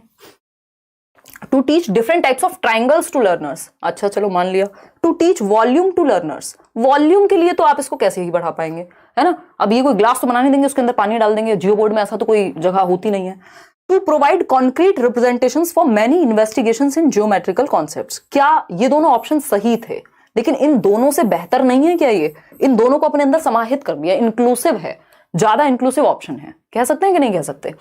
तो विभिन्न ज्यामितीय अवधारणाओं की जांच अन्वेषण के लिए मूर्त प्रदर्शन देना, यानी to provide concrete representation. Concrete representation क्या है? आपने ट्रायंगल कहा 3 साइड्स होती हैं, आपने कहा कि स्क्वायर होता है 4 साइड्स इक्वल होती हैं, ये कह दिया आपने। लेकिन जब आपने इस पिक्चर के थ्रू ये दिखाया या जियो बोर्ड का इस्तेमाल करके दिखाया, तो ये चीज अब तक एब्स्ट्रैक्ट थी, जब आप कह रहे थे 4 साइड्स जिसकी इक्वल हो, ट्रायंगल ये होता है ये होता है। लेकिन जब आपने दिखा दिया तो ये कॉन्क्रीट मटीरियल बन गया, ये कॉन्क्रीट रिप्रेजेंटेशन हो गई, ये मूर्त प्रदर्शन हो गया कि आपने रिप्रेजेंट करके दिखा दिया कि ये चीजें असलियत में कैसी होती हैं। तो ये एक अच्छा टीचिंग लर्निंग मटेरियल बन गया आपके केस में। बिल्कुल सही बात है, गलत तो नहीं है ये बात, ठीक है ना। तो जिससे आप ज्योमेट्रिकल कॉन्सेप्ट्स के लिए यूज होता है। सही है बात, गलत है? बिल्कुल सही है। आगे बढ़ेंगे नेक्स्ट क्वेश्चन पे, क्वेश्चन नंबर 16। क्वेश्चन नंबर 16 देखिएगा, फटाफट से जवाब दीजिएगा, बस सबकी नींद खुल जाती है। एक बार गर्लफ्रेंड बॉयफ्रेंड बोल दो कोई आके पोल में या कोई सुपर चैट में, बस इनको एकदम आंखें खुल जाती हैं, तुरंत पढ़ने पे ध्यान पूरा वापस आ जाता है? सिर्फ कल्पना की और कल्पनाशीलता की बातें हैं, बहुत। सिर्फ कल्पना करें और कल्पनाशील बने। वाह वाह रजनी, वाह, गजब कर दियो यार, आप तो सच में क्रिएटिव निकले। बहुत ही बढ़िया, बहुत ही बढ़िया। हिमांशु में मुझे अपना मोबाइल दे दो, मनीषा कह रही है। मनीषा आप बहुत ही बेहतर करें जीवन में, ऐसे 4 मोबाइल आप मुझे दें, ठीक है। मजाक कर रही हूँ यार। देखो एक बार पढ़ लो, फालतू बातें सारी करनी है इनको। क्वेश्चन नंबर 16 देखो, which of the following represents the correct sequence of development of geometrical understanding according to van Hiele's theory. Van Hiele आ चुके हैं, जिनसे सबको बुखार चढ़ता है देख करके। वैन हील की थियरी आपको नोट्स में भी मिलेगी और मैराथन सेशन में भी हम डिस्कस करेंगे। तो वैन हील की जब हम बात कर रहे हैं, या हिंदी में कहें वैन हीले की जब हम बात कर रहे हैं, इनके सिद्धांत के अनुसार कौन सा क्रम ज्यामितीय स्तर के लिए सही है? ये ज्योमेट्री के बारे में ही बात करते हैं वैन हील। इन्होंने कुछ 5 लेवल्स दिए हुए हैं, जो 0 से शुरू होते हैं, तो नंबर के हिसाब से 4 है, वैसे 5 लेवल्स हैं। क्या आप पहले सबसे पहले देखते हैं? तो खुद बताओ, फिर तो आंसर ही पता लग जाएगा आपको अगर मैंने कुछ बता दिया तो। बताइए फटाफट से। बहुत ही बढ़िया, आप लोग इतनी संख्या में अभी जुड़े हुए हैं, लगभग 30,000 लोग। 10 बजे रात के, 10:15 बजे जब सोना होता है आपको। सामने से पढ़ने में बहुत मजा आएगा। हाँ मिलेंगे अभी जल्दी ही ऑफलाइन क्लास दिल्ली में हम फ्री देने वाले हैं आपको सीटेट के लिए। देखिएगा, तैयार रहिए आप अपना टिकट विकेट करा के। पेपर की डेट कब तक होगी क्लियर नहीं है, कब होगी वो यार। 2nd वीक से पहले तो दिव्यांशी होता हुआ नजर नहीं आ रहा एग्जाम आपका, यानी 15-16 से पहले तो नहीं नजर आ रहा। और आज किसी ने मुझे मेल भी किया हुआ था कैलकुलेट करके कुछ, तो उनके हिसाब से देखा जाए तो वो 19 बता रहे थे, जो कि लॉजिकल भी लग रहा था। उसके रीजंस हैं जो इन्होंने डेट्स दी हुई है एप्लीकेशन की एंड ऑल। तो 2nd वीक से पहले तो वैसे भी नजर नहीं आ रहा था, क्योंकि 3 तारीख तक तो आपका अभी वही सब चलेगा। फिर 2nd वीक से पहले नहीं होगा मेरे ख्याल में, है ना। 16 से पहले, 16 के बाद ही बात मानो। मोहम्मद आरजू कह रहे हैं मैम, और उन्होंने वैसे भी लिखा हुआ जनवरी तक चलेंगे ही मैम। मैं और अंकल वकारुद्दीन अंकल आपकी लाइव क्लास कर रहे हैं मैम, हम लोग आशीर्वाद दीजिए, हम लोग पास हो जाएं। अंकल का शादी सीटेट के लिए रुका हुआ है। आई अंडरस्टैंड मोहम्मद आरजू। देख रहे हो, ये होती है सभ्यता, संस्कृति। देख पा रहे हो, मेहनत कर रहे हैं अंकल। लेकिन नहीं, अभी क्या नाम था उनका, नाम ही भूल गई मैं तो, मन्नत आई थिंक, कुछ तो नाम था, छोड़ो। अमानत को तो बुरी बुरी बातें कहनी है, देखो एक बार, अगर हम बात करते हैं बी ऑप्शन की, तो बिल्कुल मेरी तरफ से ऑल द बेस्ट है भाई मोहम्मद। देखिए, वैन हील की थियरी का सीक्वेंस बता दो, सारी बात खत्म हो जाएगी। Recognition, relationships, analysis, deduction, axiomatics. Recognition, इसको विजुअलाइजेशन भी कहते हैं। जब आप शेप देखते हैं तो आपको समझ में आ जाता है, मतलब आप डिफरेंस कर पाते हैं। बेसिकली शेप के आधार पे आप चीज देखते हैं। आपके लिए सर्कल भी सर्कल है और आपके लिए ओवल भी सर्कल ही जैसा होता है, तो आप शेप या विजुअलाइजेशन के बेसिस पे समझते हैं चीजों को। फिर आप इनकी प्रॉपर्टीज में डिफरेंसेस समझने लगते हैं, तो आप एनालाइज करने लगते हैं। फिर आप देखते हैं रिलेशनशिप दोनों में क्या है। अगर जो स्क्वायर है और ट्राइंगल वो है रेक्टेंगुलर, तो इनमें क्या रिलेशनशिप होता है, कैसे आप इसको समझेंगे। फिर उसके बाद आता है डिडक्शन और एक्सियोमेटिक्स। बात तो ठीक लग रही है, बी ऑप्शन ही आप लोग कह भी रहे हैं। अब मैं आपको दिखा देती हूँ वैन हील की थियरी। ये थोड़ा सा फैक्चुअल क्वेश्चन हो गया, ये या तो आपको पता है या तो आपको नहीं पता है। देखिएगा एक बार, इस पे हालांकि हम चर्चा अलग से भी करेंगे। सबसे पहला होता है शेप्स, इसी को विजुअलाइजेशन कहते हैं। 0 लेवल है, ज्योमेट्रिकल शेप्स को पढ़ने के लिए ये सारे लेवल्स इन्होंने दिए हैं। तो शेप्स जिसको उन्होंने विजुअलाइजेशन कहा था वहां पे, या रिलेशनशिप्स जैसा कोई एक वर्ड आई थिंक दिया होगा, रिकॉग्निशन, कि आप पहचान पाते हैं शेप के बेसिस पे, विजुअलाइज कर पाते हैं कि ये ट्राइंगल है या जो भी है। मतलब आप शेप, आप सर्कल को भी गोल ही मानते हैं और आप ओवल को भी गोल ही मानते हैं। शेप के आधार पे आप देखते हैं। आपको जब आप छोटे बच्चे हैं और आपको प्रॉपर्टीज का नहीं पता होता, तब की बात चल रही है। फिर आती है बात किसकी, क्लासेस ऑफ शेप्स की, यानी अब आप एनालाइज करना सीखते हैं क्या प्रॉपर्टीज होती हैं शेप्स की, तो एनालिसिस आता है। फिर उसके बाद जाकर के आप पहुंचते हैं इनफॉर्मल डिडक्शन पे, ठीक है, जहां आप रिलेशनशिप भी देख पा रहे हैं प्रॉपर्टीज के बीच और समझ पा रहे हैं कि कहानी चल क्या रही है। इसी को रिलेशनशिप्स कह रहे थे हम। फिर आपका एक्सियोमेटिक आ जाता है, जो कि यहां पे अगर हम देखेंगे, वैसे यहीं तक क्वेश्चन आता है, डिडक्शन तक ही जनरली, उसके आगे आता नहीं है, तो यहीं पे कहानी खत्म हो जाएगी। इसको अलग से भी करने वाले हैं हम। एक बार इसको पढ़ लेना क्योंकि इजी है, अगर आप पढ़ोगे इसमें छोटी छोटी चीजें लिखी हुई हैं। क्वेश्चन नंबर 17 देखिएगा, क्वेश्चन नंबर 17, और थोड़ा याद करने वाला भी है ये टॉपिक। देखिएगा क्वेश्चन नंबर 17 देखिएगा। इतने में आपके सुपर चैट पढ़ लेती हूँ। Neha Topo, thank you ma'am, 1 month आपके वीडियोस देखकर ही मेरा सीजी टेट क्लियर हो गया। होप कर रहे हैं अब सी टेट भी हो जाएगा। कोई और भी क्वेश्चन था यार, वो तो छूट ही गया। पढ़ा था तुमने? हाँ बिल्कुल होगा, सी टेट तो होगा ही जब सीजी टेट भी हो गया। नेहा बस पढ़ते रहो लगातार। देखिएगा 17 का बी कह रहे हैं लोग, समझते हैं। अगर हम बात करें क्वेश्चन नंबर 17 की, तो विच of the following statement is not correct, यानी कौन सी एक बात सही नहीं है नेचर ऑफ मैथमेटिक्स, यानी गणित की प्रकृति के बारे में। नेचर ऑफ मैथमेटिक्स पहला टॉपिक है, अगर आप पेडागोजी उठा करके देखते हैं, और it is a science of space, magnitude and measurement. चलिए ठीक है। Mathematical knowledge is exact, systematic and logical. हाँ एग्जैक्ट होती है, सिस्टमैटिक होती है, लॉजिकल होती है। 2 + 2 4 ही होंगे, कुछ और नहीं हो सकते। पेडागोजी में ऐसा नहीं होता। जबकि mathematical language is well defined and clear, ये भी बात सही है, टू द पॉइंट होती है। All axioms and postulates are proved facts in mathematics, ये कहना यहां बिल्कुल गलत होगा, क्योंकि एक्सियोम्स और पोस्टुलेट की जब हम बात करते हैं तो ये दोनों ही क्या है, अज्यूम्ड ट्रुथ्स हैं, मान लिए गए हैं कि ऐसा सही होता है ना।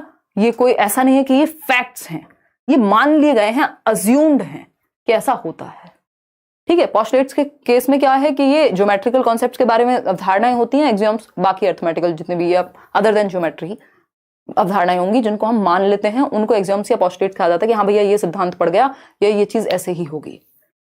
तो D option is the right answer. ये दोनों फैक्ट बिल्कुल नहीं होते। क्वेश्चन नंबर 18, मतलब हमेशा फैक्ट हो ये तो जरूरी नहीं है। क्वेश्चन नंबर 18 देखिएगा और समझते हैं। पोल में आप जवाब देंगे फटाफट से। क्वेश्चन नंबर 18 क्या कहता है, in a math unit test miss Fatima has included a question क्या इंक्लूड किया मिस फातिमा ने, जो कि टीचर हैं। If the sum of 2 numbers is 17, यानी 2 संख्याओं का सम जो है 17 है, 2 संख्याओं का योग। What are the numbers, this is an example of. 2 संख्याओं का योग कितना है, 17। तो ये क्या है, ये मल्टीपल चॉइस क्वेश्चन है, ऑप्शंस तो दिए नहीं है। कौन सी मल्टीपल चॉइस क्वेश्चन कहेंगे हम इसको, कॉन्टेक्स्ट बेस्ड है। कॉन्टेक्स्ट बेस्ड वो होगा जब कोई वर्ड प्रॉब्लम दी हो, कोई सिचुएशन दी हो। फिर है क्लोज एंडेड है। क्लोज एंडेड इसलिए नहीं हो सकता क्योंकि इसका सिर्फ एक उत्तर नहीं है। यहां पे जैसे ये लिखा होता कि 9 और 8 कितने होते हैं, 17 होते हैं, तो ये हो जाता फैक्चुअल या क्लोज एंडेड, लेकिन ऐसा नहीं लिखा। भाई 17 तो कई संख्याओं का योग हो सकता है। आप इसको 9 और 8 कह लीजिए, आप इसको 10 और 7 कह लीजिए, ठीक है, और कई लोग इसको 13 और 14 4 भी कह देंगे। तो इस तरह से बहुत सारी संख्याओं का योग 17 आ सकता है। तो ये ओपन एंडेड हो गया, इजी है, ये तो फ्री के नंबर है एक तरह से, मुक्त श्रेय वाले या मुक्त उत्तर वाले प्रश्न हैं। ये D option is the right answer. आगे बढ़ेंगे क्वेश्चन नंबर 19 पर। देखिएगा क्वेश्चन नंबर 19 देखिएगा क्या कहता है, consider the following statements and choose the correct option. यानी आपको स्टेटमेंट पढ़ने हैं और सही ऑप्शन पता करना है। सिर्फ 2 ही स्टेटमेंट है, ज्यादा नहीं है। क्राइटेरियन रेफरेंस टेस्ट, ये हम रोज पढ़ते हैं, सीडीपी में कहीं ना कहीं आता ही है, एनआरटी और सीआरटी। ठीक है, क्राइटेरियन सीटेट याद रखना है, जिसमें क्राइटेरिया होगा उतना पास कर लो। नॉर्म रेफरेंस में क्या होता है, मेरिट वाला सीन है कि आप दूसरों से आपको आगे आना पड़ेगा, जैसे केंद्रीय विद्यालय, D+B, सुपर टेट या जहां पे भी नौकरी मिल रही है उन एग्जाम्स में। टेट वाले क्वालिफाइंग है, जो क्वालिफाइंग जैसे एग्जाम होते हैं वो क्राइटेरियन रेफरेंस टेस्ट का उदाहरण है, और ये दोनों स्टैंडर्डाइज टेस्ट के अंदर आते हैं, मानकीकृत परीक्षण के अंदर, जिसको बहुत सारे लोग एक साथ दे सकते हैं, लाखों लोग।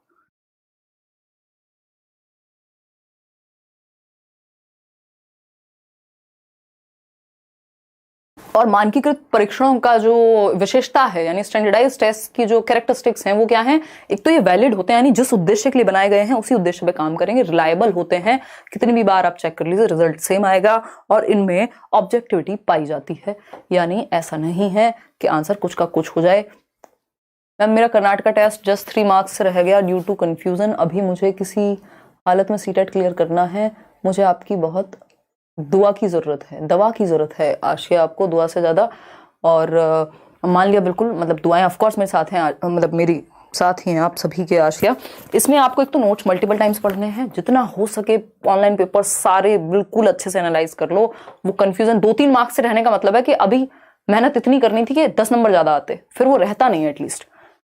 देखिएगा डी ऑप्शन कह रहे हैं आप लोग, only statement B is correct. पढ़ते हैं, reference test, criterion reference test assessment is to evaluate the learning of the students with respect to a criteria, यानी एक मानदंड संदर्भित आकलन विद्यार्थियों का किसी मापदंड के आधार पर मूल्यांकन करना है। यानी कोई एक क्राइटेरिया सेट है कि भैया 60% नंबर ले आओ सीटेट में, नंबर आ जाए 90 आपके 150 में से तो आप हो गए पास। ये क्या है, क्राइटेरिया सेट है अगेंस्ट अ क्राइटेरिया। ये मैंने नोट्स में दिया हुआ है, आज आई थिंक आपको मिले हैं जो इंग्लिश पेडागोजी के नोट्स। अगर हम बात करते हैं नॉर्म रेफरेंस टेस्ट की, तो it is useful in diagnostic testing and remedial teaching.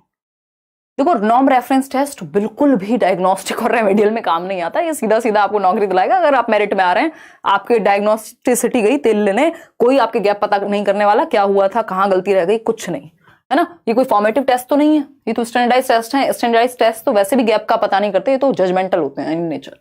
तो ये क्या हुआ, ए ही सही है सिर्फ, only statement A is correct, या बोथ स्टेटमेंट, नहीं, ये बी ही ऑप्शन होगा, इसमें सिर्फ स्टेटमेंट ए ही सही है, बाकी जो है वो गलत है। किसी ने सवाल पूछा है, अच्छा वो तो सेम ही क्वेश्चन है, कोई बात नहीं। कार्टेट आपका गड़बड़ हुआ है तो अब गड़बड़ नहीं होनी चाहिए, कोशिश यही रखिए, और जितना हो सके प्रीवियस ईयर और जो भी सिलेबस है उसको आधार बना के चलिए।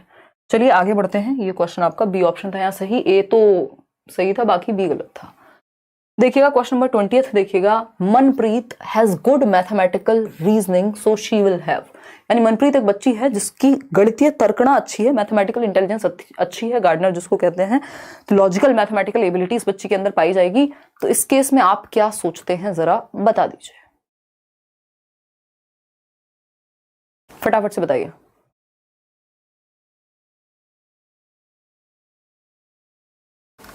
बताइए। कोई बात नहीं, अगर पहली बार ये सेशन लगा रहे हो मैथ्स का तो थोड़ा तो गलत होगा ही ना।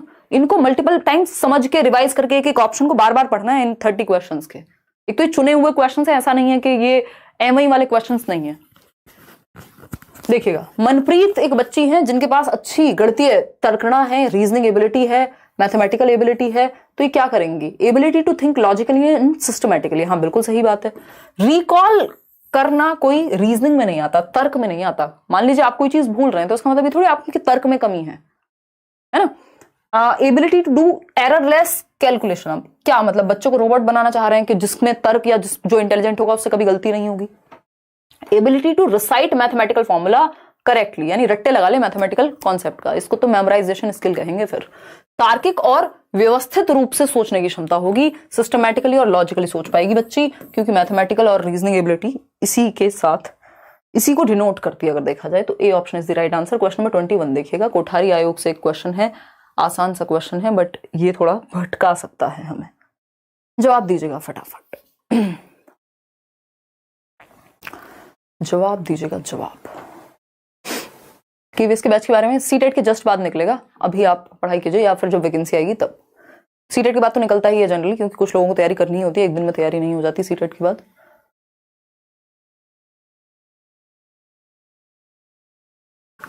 कोई बात नहीं नम्रता, कुछ तो लोग कहेंगे, जनरलाइजेशन बता देंगे यार, कोई दिक्कत नहीं है, टेंशन नहीं लेने का, स्टाइल में रहने का। आपकी क्लास इतना इंटरेस्टिंग होता है कि इतना भी नींद में क्यों ना हो, बट क्लास देखते ही नींद गायब हो जाती है। बहुत ही बढ़िया गौतम, दिमाग में भी जानी चाहिए ना चीज़ें, ऐसा तो नहीं है बस नींद गायब करने के लिए क्लास देख रहे हो। देखो एक बार मजाक करें, क्वेश्चन नंबर 21 देखिएगा। अकॉर्डिंग टू कोठारी कमीशन यानी कोठारी आयोग के अनुसार 1964-66 में कोठारी आयोग आया, जिसमें 3 लैंग्वेज फॉर्मूला की भी बात हुई, 10+2+3 का सिस्टम लाया गया कि 10 साल की आपकी सेकेंडरी एजुकेशन, फिर सीनियर सेकेंडरी 2 साल की और 3 साल की ग्रेजुएशन, जिसको रिप्लेस कर दिया गया इस बार एनईपी में उन्होंने 5+3+3+4 से। ठीक है जी। तो अगर हम बात करें तो इसमें क्या हुआ होगा ये सोचना है। Mathematics should be made a compulsory subject for the students of classes और grades 1 to 10 as a part of general education, यानी कक्षा 1 से कक्षा 10 तक के छात्रों के लिए गणित एक अनिवार्य विषय होना चाहिए जो कि सामान्य शिक्षा का हिस्सा हो। May be it is only an imagination that mental abilities, discipline, cultural, social and moral values are developed in students by mathematics.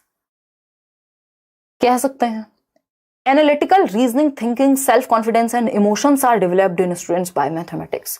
सरकार जब बात इमोशंस की आए ना, तो मैथमेटिक्स की वो वाला आंसर नहीं है जो आप ऐसे में लिख के आते थे कि 6 पेज भर दिए बस सब लिख दो जो भी पता है ना। इमोशंस का मैथमेटिक्स से ज्यादा संबंध तो नहीं है, ये बात ध्यान रखिएगा। लॉजिकल होंगे ऐसे लोग ज्यादातर, और इमोशंस भी डेवलप हो रहे हैं, कॉन्फिडेंस भी आ रहा है, सब कुछ मैथमेटिक्स से हो रहा है। क्या कहना चाहते हो है? गणित छात्रों में विश्लेषणात्मक तर्क, चिंतन, आत्मविश्वास और मनोभावों को विकसित करता है। भैया मनोभावों के लिए जो लैंग्वेज जैसे सब्जेक्ट हैं वो ज्यादा बेहतर हैं। फिर भी चलो मान लेते हैं, लेकिन कोठारी आयोग ने, अगर ये बात सही भी है तब भी कोठारी आयोग तो ये बात नहीं कहता है। डी ऑप्शन है, every student can not comprehend the abstraction in mathematics so it should be an optional subject after class 8, कि हर बच्चा जो है वो नहीं कर पाएगा मैथ्स को। ये बात यहाँ गलत है, यहाँ पे एक ही उत्तर सही है, वो है ए ऑप्शन। अगर बाकी तीनों बातें अपने आप में सही हो तब भी वो कोठारी आयोग के बारे में सही नहीं है। तो एक ऑप्शन है ए ऑप्शन, कक्षा 1 से 10वीं तक के छात्रों के लिए, 10th तक 1 to 10 के छात्रों के लिए गणित एक अनिवार्य विषय हो, कंपलसरी सब्जेक्ट हो for the students of grades 1 to 10 as a part of general education, यानी इतना गणित सबको आना चाहिए। अगर आप सीबीएसई बोर्ड से पढ़े हैं, आपने सीबीएसई बोर्ड में पढ़ाई की है, तो आप देखते हैं कि मैथमेटिक्स आपका 10th तक होता ही है। वहीं अगर यूपी में, अभी तो मुझे नहीं पता एग्जैक्टली क्या स्थिति है, बट जब मैं वहां थी तो वहां 9th से ही चीजें अलग हो जाती हैं, साइंस और कॉमर्स और आपकी ह्यूमैनिटीज जो है वो अलग हो जाती हैं। तो जनरली ये होता है कि 1st to 10th तक आप मैथ्स पढ़ें, ये चीज कोठारी आयोग ने कही। ठीक है, चलिए आगे बढ़ते हैं। क्वेश्चन नंबर 22, उस समय हमने साइंस लिया था, फिर आंसू आए थे। देखो एक बार देखिएगा, जवाब दीजिएगा फटाफट से। नेक्स्ट क्वेश्चन,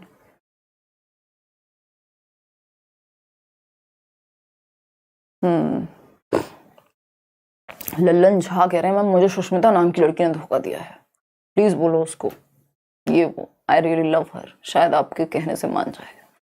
हाँ, सुष्मिता ने आपको मेरी वजह से तो धोखा दिया है, मेरे कहने से मान जाएगी। कैसी बातें करते हो यार, क्या क्या क्या क्या खाते पीते हो हैं? देखिएगा एक बार, अगर हम बात करें डी ऑप्शन की, तो देखिएगा एक बार, which one of the following is not related to the development of number sense, यानी कि निम्नलिखित में से कौन सा संख्या ज्ञान के विकास से संबंधित नहीं है, बताइएगा एक बार। है लल्लन भाई ऐसा कुछ नहीं करते, चुपचाप से अपनी पढ़ाई पे, जीवन पे फोकस करो, कुछ नहीं रखा इन बातों में, आगे नहीं बोलूंगी। देखिएगा डी ऑप्शन, ये थोड़ा बहुत मजाक चलता रहना चाहिए, खतरनाक लोग हैं। अगर हम बात करें which one of the following is not related to the development of number sense, ये हर बार क्वेश्चन आता है, आप इसको जो भी कहना चाहें वेरी वेरी इंपॉर्टेंट लिख लीजिए, मोस्ट इंपॉर्टेंट लिख लीजिए, कुछ लोग स्टार बनाते हैं, मोस्ट फेवरेट लिख लीजिए मेरी भाषा में, तो ये बहुत पूछा जाता है। ऐसे कई क्वेश्चन आज रहे हैं, लगभग सारे ही क्वेश्चन ऐसे हैं।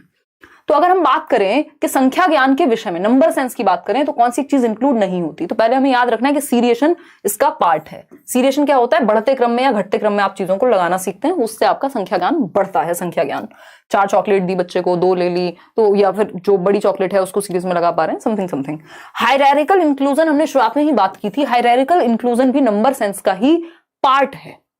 उसका रीजन क्या है कि हायरार्किकल मतलब आपको कॉम्प्लेक्सिटी के हिसाब से चीजें समझ में आने लगती हैं। जैसे 5 है तो 5 का मतलब है कि हायरार्की में ऊपर है तो 4 इसके अंदर अपने आप समाहित होगा, 4 में 3 अपने आप समाहित होगा, 5 में 3 भी होगा, 4 भी होगा, 2 भी होगा, जब मिलके 5 बना होगा। तो यानी हायरार्की है, बढ़ते हुए क्रम में, पदानुक्रम में। क्लासिफिकेशन होता है कि आप चीजों को बांट के देख पाए कैटेगरीज में, कि भैया ये वाली शेप एक कैटेगरी में आएगी, ये वाली शेप एक कैटेगरी में आएगी। ये क्या है? क्लासिफिकेशन है, वर्गीकरण है। ये भी नंबर सेंस आपका डेवलप कराता है। ईगोसेंट्रिज्म जो है इसका बिल्कुल कतई भी पार्ट नहीं है। आत्म केंद्रित होना ये वो प्याजे वाला ईगोसेंट्रिज्म है। ईगोसेंट्रिज्म का मतलब है कि बच्चा दूसरे के पर्सपेक्टिव को नहीं समझ पाता, वो सोचता है जैसा मैं फील करता हूं वैसा सब फील करते हैं। इसका नंबर कॉन्सेप्ट से कोई भी लेना देना यहां नहीं है। कोई कह रहा है I come to live class for this fun, king Arceus. आपका एग्जाम नहीं है ना, यहाँ पूछो लोगों के आंसू निकले हुए हैं, तो आप तो आएंगे ही फन के लिए। D option. फिर कई बार तो होता भी नहीं है, फिर क्या करते हो? क्वेश्चन नंबर 23 देखिएगा। अगर हम बात करें question number 23, the knowledge of mathematical language helps, यानी गणितीय भाषा सहायक होती है। बताइएगा एक बार। मैथमेटिकल जो लैंग्वेज है, नॉलेज ऑफ मैथमेटिकल लैंग्वेज का मतलब क्या है कि मैथमेटिक्स की अपनी भाषा है, एक टर्मिनोलॉजी है। हर सब्जेक्ट की अपनी भाषा होती है, बट मैथ्स की स्पेशली है। तो उस केस में अगर हम बात करें तो कौन सी एक बात मैथमेटिक्स की लैंग्वेज के बारे में, टर्मिनोलॉजी के बारे में सही है? बताइएगा एक बार। राजा कुमार कह रहे हैं मैं डेली क्लास लाइक शेयर करता हूँ, great fan of your style. धन्यवाद जी। बिल्कुल, टीचिंग का मतलब मैं ये नहीं मानती हूँ कि आप एक मुंह बना के आए, पढ़ाएं और चले जाएं चुपचाप से। बच्चे रोबोट्स नहीं होते, जीते जागते लोग होते हैं, उनके साथ कनेक्शन बिल्ड करना बहुत जरूरी चीज है। देखिएगा, गणितीय भाषा सहायक होती है किस चीज में? इन the development of problem solving skills. बिल्कुल, आपको जब आप एक नंबर, वो जो एक वर्ड प्रॉब्लम होती है कि 2 आलू थे, 2 टिंडे थे, उन दोनों को जोड़ दिया तो आलू टिंडे 4 हो गए, है ना? ये क्या वर्ड प्रॉब्लम तो प्रॉब्लम सॉल्विंग स्किल्स आपकी मैथमेटिकल लैंग्वेज से डेवलप होती है। बिल्कुल पॉइंट है कि आप वो समझ के पता कर पाते कि अच्छा कुल लिखा है तो टोटल जोड़ने की बात हो रही होगी। ये अपने आप में मैथमेटिक्स की लैंग्वेज है। फिर ऑप्शन है B, in the development of communicative and speaking skills, यानी संप्रेषण और वाचन कौशल को बेहतर करता है। तो भाई फिर लैंग्वेज किसके लिए पढ़ा रहे हैं? लड्डू के लिए नहीं। इन the development of reasoning skills, ये बात फिर भी हमें लॉजिकल लग रही है। और 3 ऑप्शन चूज करने का यहाँ ऑप्शन भी नहीं है। अगर आप इसको साथ में ले भी लेते तो वो ऑप्शन है ही नहीं। ठीक है जी। तो अगर हम बात करें तो संप्रेषण और वाचन कौशल के लिए तो भाई इतनी लैंग्वेजेस किस लिए पढ़ाई जा रही हैं? इसीलिए पढ़ाई जा रही हैं। ये गणित का काम थोड़ी है यहाँ पे, या मैथमेटिक्स की लैंग्वेज का काम नहीं है। वो जनरली तो आप नॉर्मल भाषा में यूज भी नहीं करते कई बार। तो ए और सी तो यहाँ सही है, बाकी जो बी है वो सही नहीं माना जाएगा, है ना? तो D option is the right answer. यार इतना चक्कर क्या है कि जब मुश्किल क्लास होती है मैं कोशिश करती हूँ थोड़ा सा फनी वे में उसको हम समझ सकें, ताकि स्ट्रेस ना आए बहुत ज्यादा। और जैसे जैसे क्वेश्चंस बढ़ते जा रहे हैं, थोड़ी लेंदी भी हैं आज के क्वेश्चंस, तो माहौल ठीक बना रहे। अगर हम बात करें क्वेश्चन नंबर 24 के, मुझे हंसी आती नहीं है, ये निशा दिला देती है यहाँ पे बैठ के। देखिएगा एक बार, फटाफट से जवाब दीजिएगा।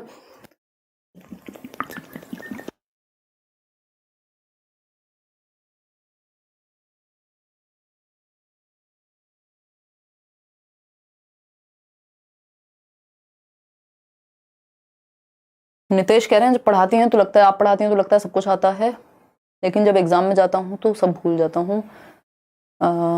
Pink hand waving. नितेश, इसका रीजन ये है कि आप इनफ प्रैक्टिस नहीं कर रहे हैं, है ना?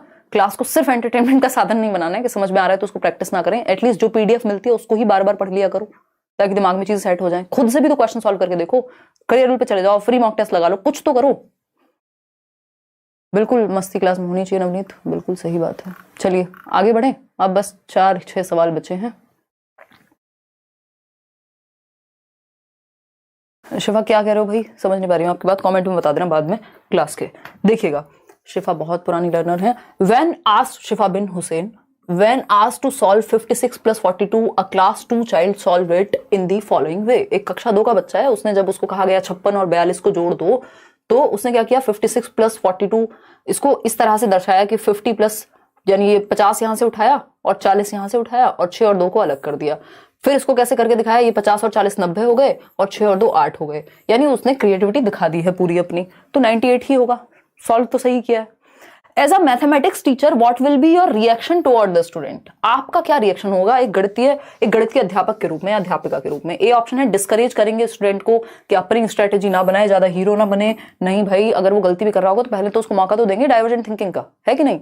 फिर आता है B option, scold the student since the process done was not helping to learn the column method of addition, के छात्र को डांटेंगे क्योंकि यह प्रक्रिया स्तंभ विधि से योग को सीखने में सहायता नहीं कर सकती। पहले तो आपको डांटना है ही नहीं, यही अपने आप में नेगेटिव है। है ना। ये अगर बात भी सही होती ना तब भी ये स्कोल्डिंग कभी भी सही उत्तर नहीं होगा। फटकारना, रेप्रीमेंड करना, ये नेगेटिव वर्ड्स हैं। Direct the student to see how other students have solve the problem and seek their help to solve it in the correct way, यानी छात्र को निर्देश देंगे कि दूसरों ने क्या सॉल्व किया उसको देखो और सही वे में सॉल्व करो। तो गलत तो उसने सॉल्व नहीं किया है। Appreciate the student for solving the problem using an alternative strategy since it will enhance creativity and critical thinking। बिल्कुल सही बात है। वैकल्पिक रणनीति का मौका देंगे। ये वैकल्पिक अवधारणा नहीं है, तरीका है। तो हम तो वैकल्पिक अवधारणाएं जो गलत भी होती है कई बार उनका भी मौका देते हैं बच्चों को, ठीक है। तो यहाँ पे तो अच्छी बात है, उसको अप्रिशिएट करेंगे इस चीज के लिए कि वो डिफरेंट वे में सोच पाया है या सोच पाई है। क्वेश्चन नंबर 25 देखिएगा, फटाफट से जवाब दीजिएगा। क्वेश्चन नंबर 25 क्या कहेगा?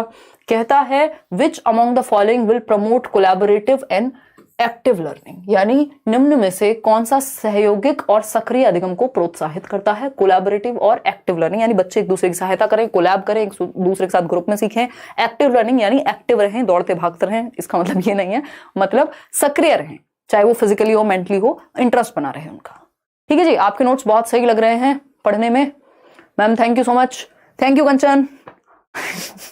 देखिए हंसने की जरूरत नहीं है, ठीक है। इतनी दूर बैठे हो आप लोग तो लगना तो चाहिए आपको कि ठीक है यार इतने भी दूर नहीं है हम। देखिएगा ये जितने भी लोग हैं, लक्ष्मी नारायण कह रहे हैं कि सीजी टेट की क्लास कराई है। सबकी क्लास एक साथ कराना पॉसिबल नहीं, बट जो कॉमन सब्जेक्ट्स होते हैं वो आपके लिए सबके लिए कॉमन होते हैं, है ना। तो उनको अपने सिलेबस के हिसाब से देख लिया करो, ये मत सोचा करो लोग देख के अलग अलग एग्जाम भी क्लियर कर लेते हैं, आपको पता भी नहीं लगता। ठंड बढ़ रही है, देर रात तक जागा नहीं जाता। सुबह में सीबीएसई वालों ने मिड दिसंबर एंड जनवरी ही क्यों चूज किया एग्जाम के लिए? वो कह रहे हैं ठंड में अच्छी पढ़ाई होती है, रजाई ओढ़ के बैठो और पढ़ाई करो। पुराना स्टूडेंट हूं मैं बहुत, रणधीर। कितना? 500 साल। देखिएगा एक बार, जवाब दीजिए फटाफट से। 56% लोग बी ऑप्शन कह रहे हैं। समझते हैं क्या कहानी है, ये देखते हैं। कोलैबोरेटिव और एक्टिव लर्निंग कहां प्रमोट हो रही है? Students classifying shapes based on criteria evolved by them through their classroom discussion. चलो ठीक है, बच्चा एक्टिव है। टीचर शेयरिंग द प्रोसेस, ना टीचर सेंटर्ड हो गया। Instruct the students to solve questions, फिर से आप इंस्ट्रक्ट कर रहे हैं, सबमिट कर दो बस टीचर को, बोरिंग है। Provide mathematical games and riddles to each of the student and ask them to share their answers. बताइए बताइए बताइए क्या सही लग रहा है? निम्नलिखित में से कौन सा सहयोगिक और सक्रिय अधिगम को प्रोत्साहित करता है? बच्चा सबसे ज्यादा एक्टिव कहां है देखते हैं। Students classifying shapes based on a criteria evolved by them through their classroom discussions, यानी छात्र कक्षा में हुए विचार विमर्श द्वारा विकसित मापदंडों के आधार पर आकृतियों का वर्गीकृत करते हैं। बच्चा यहां भी एक्टिव है और डी में भी एक्टिव ही लग रहा है, देखते हैं। प्रत्येक छात्र को गणितीय खेल और पहेलियां उपलब्ध कराना और उन्हें उनके उत्तरों को साझा करने के लिए कहना। उपलब्ध कराने से ज्यादा बच्चा यहां अपनी चर्चा में ज्यादा एक्टिव नहीं लग रहा आपको? कोलैबोरेटिव और एक्टिव जो मानदंड है यहां पे ऐसा लग रहा है उसको परोस दी जा रही हैं चीजें। तो डी से बेटर ए है, अदरवाइज डी उतना नेगेटिव नहीं था बट ज्यादा एक्टिव नहीं है ए से। क्वेश्चन नंबर 26 देखिएगा, 4 सवाल और हैं आपके। अगर हम बात करते हैं, सो जाया करो तुम, पोल अगले दिन दे दिया करो, कोई बात नहीं। क्वेश्चन नंबर 26, क्वेश्चन नंबर 26 क्या कहता है? Our teacher gives the following problem in her class and circle the greater number in the given pairs, यानी निम्न संख्याओं के युग्मों में बड़ी संख्या पर घेरा लगाइए। यानी आपको ये देखना है कि कौन सी संख्या बड़ी है, बच्चे को पता करना है ताकि वो ऐसे सर्कल कर सके कि भाई ये बड़ी है या ये बड़ी है अपने हिसाब से। ठीक, आपने एक्टिविटी दी है बच्चों को, बताइएगा फटाफट से बताइएगा। कोई कह रहा है मेरे सारे आंसर अलग हैं, यही तो इंडिविजुअल डिफरेंसेस हैं, यही करना है बस आपको पेपर में, है? वो जो छोड़ो यार, मैं आपको डिमोटिवेट तो बिल्कुल नहीं कर सकती, है ना। हो सकते हैं कई लोग, मैं मजाक में बोलूंगी फिर भी हो सकता है दिल पे ले जाएं आप लोग, है ना। रिजल्ट तो पता ही है ना, तो सबका पास होना तो संभव होता नहीं है, वो यही वाली हरकतों से होती हैं चीजें फिर, है ना। तो थोड़ा सा यार ध्यान से कर लो, कोई बात नहीं। आज पहले दिन अगर अलग भी आ रहे हैं ना आंसर, तो कोशिश करो कि उसको बैठ करके आप एनालाइज करो, देखो गड़बड़ है कहाँ। ऐसा हो सकता है कि अगर आप फर्स्ट टाइम ही मैथ्स पेडागोजी कर रहे हो तो आंसर आपके अलग ही आए। ये वो भी हो सकता है कि 4 ऑप्शन है, आप 5वां भी लिख दें अपनी मर्जी से वहां। ओके, मैकेनिकल इंजीनियरिंग से ग्रेजुएशन हूँ, अभी बीएड सेकेंड ईयर में हूँ, मुझे सीटेट का बेनिफिट मिलेगा क्या? हाँ मिल जाएगा। शाह जो भी नाम है आपका, शाह हुजैफा, क्योंकि अगर पीआरटी में अलाउ कर देते हैं आपको, और कर ही देंगे जहां तक D+ भी हो चाहे KVS हो, तो उस केस में आपको पेपर 1 आपका सीटेट क्लियर होना चाहिए, है ना। और पेपर 2 भी आप दे दीजिए, बट आपका सब्जेक्ट कॉम्बिनेशन आई थिंक बनेगा मुश्किल ही। देखिएगा अगर हम बात करते हैं, बी ऑप्शन कह रहे हैं 72%, देखते हैं। This type of problem can be used by a teacher for assessing multiplication and division of whole numbers. सिर्फ होल नंबर की बात हुई है क्या यहाँ? As a diagnostic test to address misconceptions in multiplication and division of decimal numbers to assess whether students can recall को भेज दो फॉर कंपैरिजन। होल नंबर के बारे में बात नहीं है, यहाँ पे बात हुई है ग्रेटर नंबर। अब ये होल हो सकता है, डेसिमल हो सकता है, कुछ भी हो सकता है, तो इसको तो हटा ही देंगे, यहाँ पे भी होल का ऑप्शन है एज अ डायग्नोस्टिक टेस्ट जहाँ पे आप मिसकॉन्सेप्शन एड्रेस कर सके मल्टीप्लिकेशन और डिवीजन। जब डेसिमल नंबर्स में कंफ्यूजन होती है, ज्यादातर बच्चों को, लोगों को आज भी होती है, तो नैदानिक परीक्षण के रूप में ये डायग्नोज करेंगे आपके बच्चों को प्रॉब्लम आखिर होती कहाँ है, उनको क्या लगता है कि 0.9 बड़ा है कि 9 बड़ा है। ठीक, क्वेश्चन नंबर 27 देखिए, तो आसान है, फटाफट से समझेंगे, जवाब देंगे। देखिएगा, जल्दी से जवाब देंगे, 3 सवाल और हैं, फिर आप अपने घर जाइएगा और मैं अपने, मतलब आप तो अपने ही घर हैं, मैं भी घर ही हूं कायदे से। शाह, हाँ बता दिया यार, आपका तो जवाब दे दिया मैंने। देखिएगा, जवाब दीजिए जवाब। Which among the following is not a mathematical process, यानी कौन सी एक गणितीय प्रक्रिया इन 4 ऑप्शंस में से नहीं है, नहीं है, नहीं है। बताइएगा बताइएगा बताइएगा, फटाफट से बताइएगा। देखिएगा, सी ऑप्शन कह रहे हैं कई लोग। अगर हम बात करें नॉट अ मैथमेटिकल प्रोसेस, निम्नलिखित में से कौन सी गणितीय प्रक्रिया नहीं है? प्रॉब्लम सॉल्विंग बिल्कुल गणितीय प्रक्रिया है यार, प्रॉब्लम सॉल्विंग हुआ, लॉजिकल थिंकिंग हुआ, ये सब है। विजुअलाइजेशन अभी हमने थोड़ी देर पहले पढ़ा था, अच्छा विजुअलाइज करो, एक ट्राइंगल है, उसके 3 एंगल हैं, ये है वो है, यानी विजुअलाइज करते हैं आप गणित में, ठीक है, बिल्कुल करते हैं। रिप्रेजेंटेशन, आप चीजों को रिप्रेजेंट करते हैं या नहीं करते हैं? जैसे ये आपने 2 संख्या को, 2 नंबर को रिप्रेजेंट किया इससे, कि मान लो कि ये 1 है और ये 1 है, मान के लो ये तो है ही, ये 10 10 20 है, तो ये क्या हुआ? रिप्रेजेंटेशन है कि हम चीजों से रिप्रेजेंट करते हैं, कॉन्क्रीट ऑब्जेक्ट से भी और वैसे भी नंबर्स के थ्रू भी कॉन्सेप्ट्स को रिप्रेजेंट करते हैं गणित में। तो रिप्रेजेंटेशन भी क्या हुआ? पार्ट हुआ इसका। समझ पा रहे हो सरकार या नहीं, ये बता दीजिए बस, ठीक है बात। रिप्रेजेंटेशन भी है, लेकिन अडेप्टेशन तो एक प्रक्रिया है जो पियाजे भी बात कर रहे हैं, और एक ऐसी प्रक्रिया, अनुकूलन, मतलब आप एडजस्ट कर पा रहे हैं लाइफ में सरवाइव करने के लिए। अगर देखा जाए तो अडेप्टेशन क्या है? आप अडेप्ट कर पा रहे हैं सिचुएशंस के हिसाब से। भाई सर्दी बहुत ज्यादा हो गई, अडेप्ट कर लीजिए, नहीं तो जो अडेप्ट नहीं कर पाएगा वो निकल लेगा अपना, है ना। तो मनीषा जायसवाल क्या कह रही है, मैम ऑफलाइन क्लास की एग्जैक्ट डेट बता दीजिएगा ताकि मैं आ पाऊं। अभी बता रहे हैं मनीषा, 1 मिनट रुको बस, अभी जादू मंत्र से बता देंगे। तो डी गलत था इसीलिए सही था। क्वेश्चन नंबर 28 देखिए, इसका जवाब दीजिए, मैं मनीषा का जवाब देती हूँ। मैम ऑफलाइन क्लास से बता देंगे ताकि मैं आ पाऊँ। थैंक यू, आपकी वजह से ही दिल्ली आने का चांस मिलेगा और इसी बहाने से। मनीषा क्यों यार मजे ले रहे हो मेरे, हैं ये क्लास क्या बना के रखा है, ठीक है, घर वाले नहीं पढ़ते या कोई और नाम से रख रखा है कि इसी बहाने से बॉयफ्रेंड से मिलने का मौका मिल लूंगी, है ना। अगर पेपर क्लियर नहीं हुआ ना, फिर खुद को शक्ल दिखाना, जाके घर वालों को पता हो ना हो, खुद को दिखाना, ठीक है, कि अगर ये वाला 1 हफ्ता ठीक से पढ़ लेती, अगर उद्देश्य सच में पढ़ने आना है तो आना है, दूसरा ऑप्शन सेकेंडरी होना चाहिए, वो प्राइमरी नहीं, ठीक है ना। देखो एक बार आगे बढ़ते हैं, खतरनाक लोग हैं भाई, एक से एक खतरनाक। क्वेश्चन नंबर 28 देखिएगा, word problems in mathematics should be included eight primary level because, यानी प्राथमिक स्तर पर शाब्दिक समस्याओं, इबारती सवालों को शामिल किया जाना चाहिए क्योंकि वर्ड प्रॉब्लम्स की बात हो रही है प्राइमरी लेवल पे। वर्ड प्रॉब्लम समझ रहे हैं ना, वही 2 आलू 2 टिंडे 2 टमाटर थे, 2 दे दिए किसी को उधार, ये कर दिया वो कर दिया, ये वर्ड प्रॉब्लम्स होती हैं जो हम बचपन में देखते थे कि एक टोकरी में इतने सेब हैं, इतने निकाल लिए, ये कर दिया। तो ये वर्ड प्रॉब्लम्स है, इनका होना जरूरी है, इसका रीजन बताइए। पहला ऑप्शन है ability to understand, interpret and solve word problems effectively are important skills to be acquired by students. हाँ ठीक है, they are the only tool to teach language mathematics. Language of mathematics का कोई sense है इस बात की, और भी तरीके हैं। Frequent use of word problems make students efficient in English language. किसने कहा है कि सिर्फ इंग्लिश में ही होती है वर्ड प्रॉब्लम्स? जो हिंदी मीडियम के छात्र होते हैं वो हिंदी में पढ़ते हैं। They are easy to solve, hence help students to score better marks. Marks तो भैया उद्देश्य है ही नहीं पेडागोजी में, वो अपने आप आएंगे। तो ability to understand, interpret and solve word problems effectively are important skills to be acquired by students, यानी छात्रों द्वारा शाब्दिक समस्याओं, इबारती सवालों को प्रभावी रूप से समझना, उसको प्रतिपादित कर पाना, और इंटरप्रेट करेंगे वो बच्चे कि अच्छा कहा क्या जा रहा है, ठीक है। तो A option is the right answer, ताकि वो रियल लाइफ में भी मैथमेटिक्स को यूज कर पाएंगे एक दिन। क्वेश्चन नंबर 29 देखिएगा, और ये है आपका सेकेंड लास्ट सवाल। देखिएगा, use of the game snakes and ladders. सबने खेला है ये सांप सीढ़ी, है ना, सांप काट लेता है फिर से 0 लेवल पहुंच जाते हैं। अभी अमानत आए थे, है ना, उनको धोखा वोखा मिल गया था, 100 पे उनको लग रहा था अब तो यहाँ है टॉप पे, सांप ने काटा 0 पे पहुंच गए, है ना, या 10 पे पहुंच गए। तो तुम बहुत गर्दन हिला रहे हो, तुम्हें बड़ा पता है सांप कैसे काटता है? पढ़ लो चुपचाप। देखो एक बार, अगर हम बात करें मैथमेटिक्स, पोल पे ध्यान लगा लो। देखिएगा, snakes and ladders in mathematics teaching is most appropriate for developing the concepts related with. बताइएगा कि जो सांप सीढ़ी का खेल है उसमें उपयोग अत्यधिक उपयुक्त होगा उन अवधारणाओं को विकसित करने के लिए जो संबंधित है। मतलब जो सांप सीढ़ी है उससे किस तरह के मैथमेटिकल कॉन्सेप्ट्स डेवलप होते हैं बच्चे के अंदर, आप कैसे क्या पढ़ा सकते हैं बच्चे को। मेजरमेंट, अब मेजरमेंट वहां ये थोड़ी होता है सांप ने काटा, आप थे 99 पे और आप 10 पे आ गए इसकी पूंछ पे वापस, अच्छा तो ये कितने सेंटीमीटर हुआ, ये किया किसी ने? बच्चे भाग जाएंगे, खेलना बंद कर देंगे जिस दिन आपने ये कर दिया। ठीक, तो ये तो मेजरमेंट तो नहीं होता है। नंबर्स हाँ कह सकते हैं, शेप्स, शेप की भी सच कोई बात नहीं होती है, नंबर मेन चीज है। बॉक्सेस होते हैं ज्यादातर जगह पे, कोई और भी शेप दे सकते हो, उससे कोई फर्क तो पड़ नहीं रहा। ज्योमेट्री तो कतई नहीं, कोई यहाँ पे शेप और ट्रायंगल और ये सब थोड़ी होता है। मेन जो बात है जो बच्चे सीखेंगे वो होगी एप्रोप्रिएट, जो डेवलप होगी उनकी समझ वो नंबर्स की होगी, है ना। कि एक तो अगर 6 आगे बढ़ना है 7 पीछे आना है, तो ये सब क्या है, नंबर की समझ उसकी डेवलप होगी। एडिशन भी हो सकता है उसमें, सब्ट्रैक्शन भी हो सकता है, कॉन्सेप्ट भी नंबर का वो समझेंगे।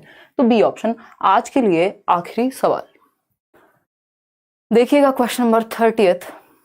बढ़ेंगे आगे। संस्कृत की क्लास तो नहीं होगी, बैच में है आई थिंक वो, अगर आप बैच में तो यूपीटेट का बैच जब आएगा तो बता दिया जाएगा आपको करियर पे।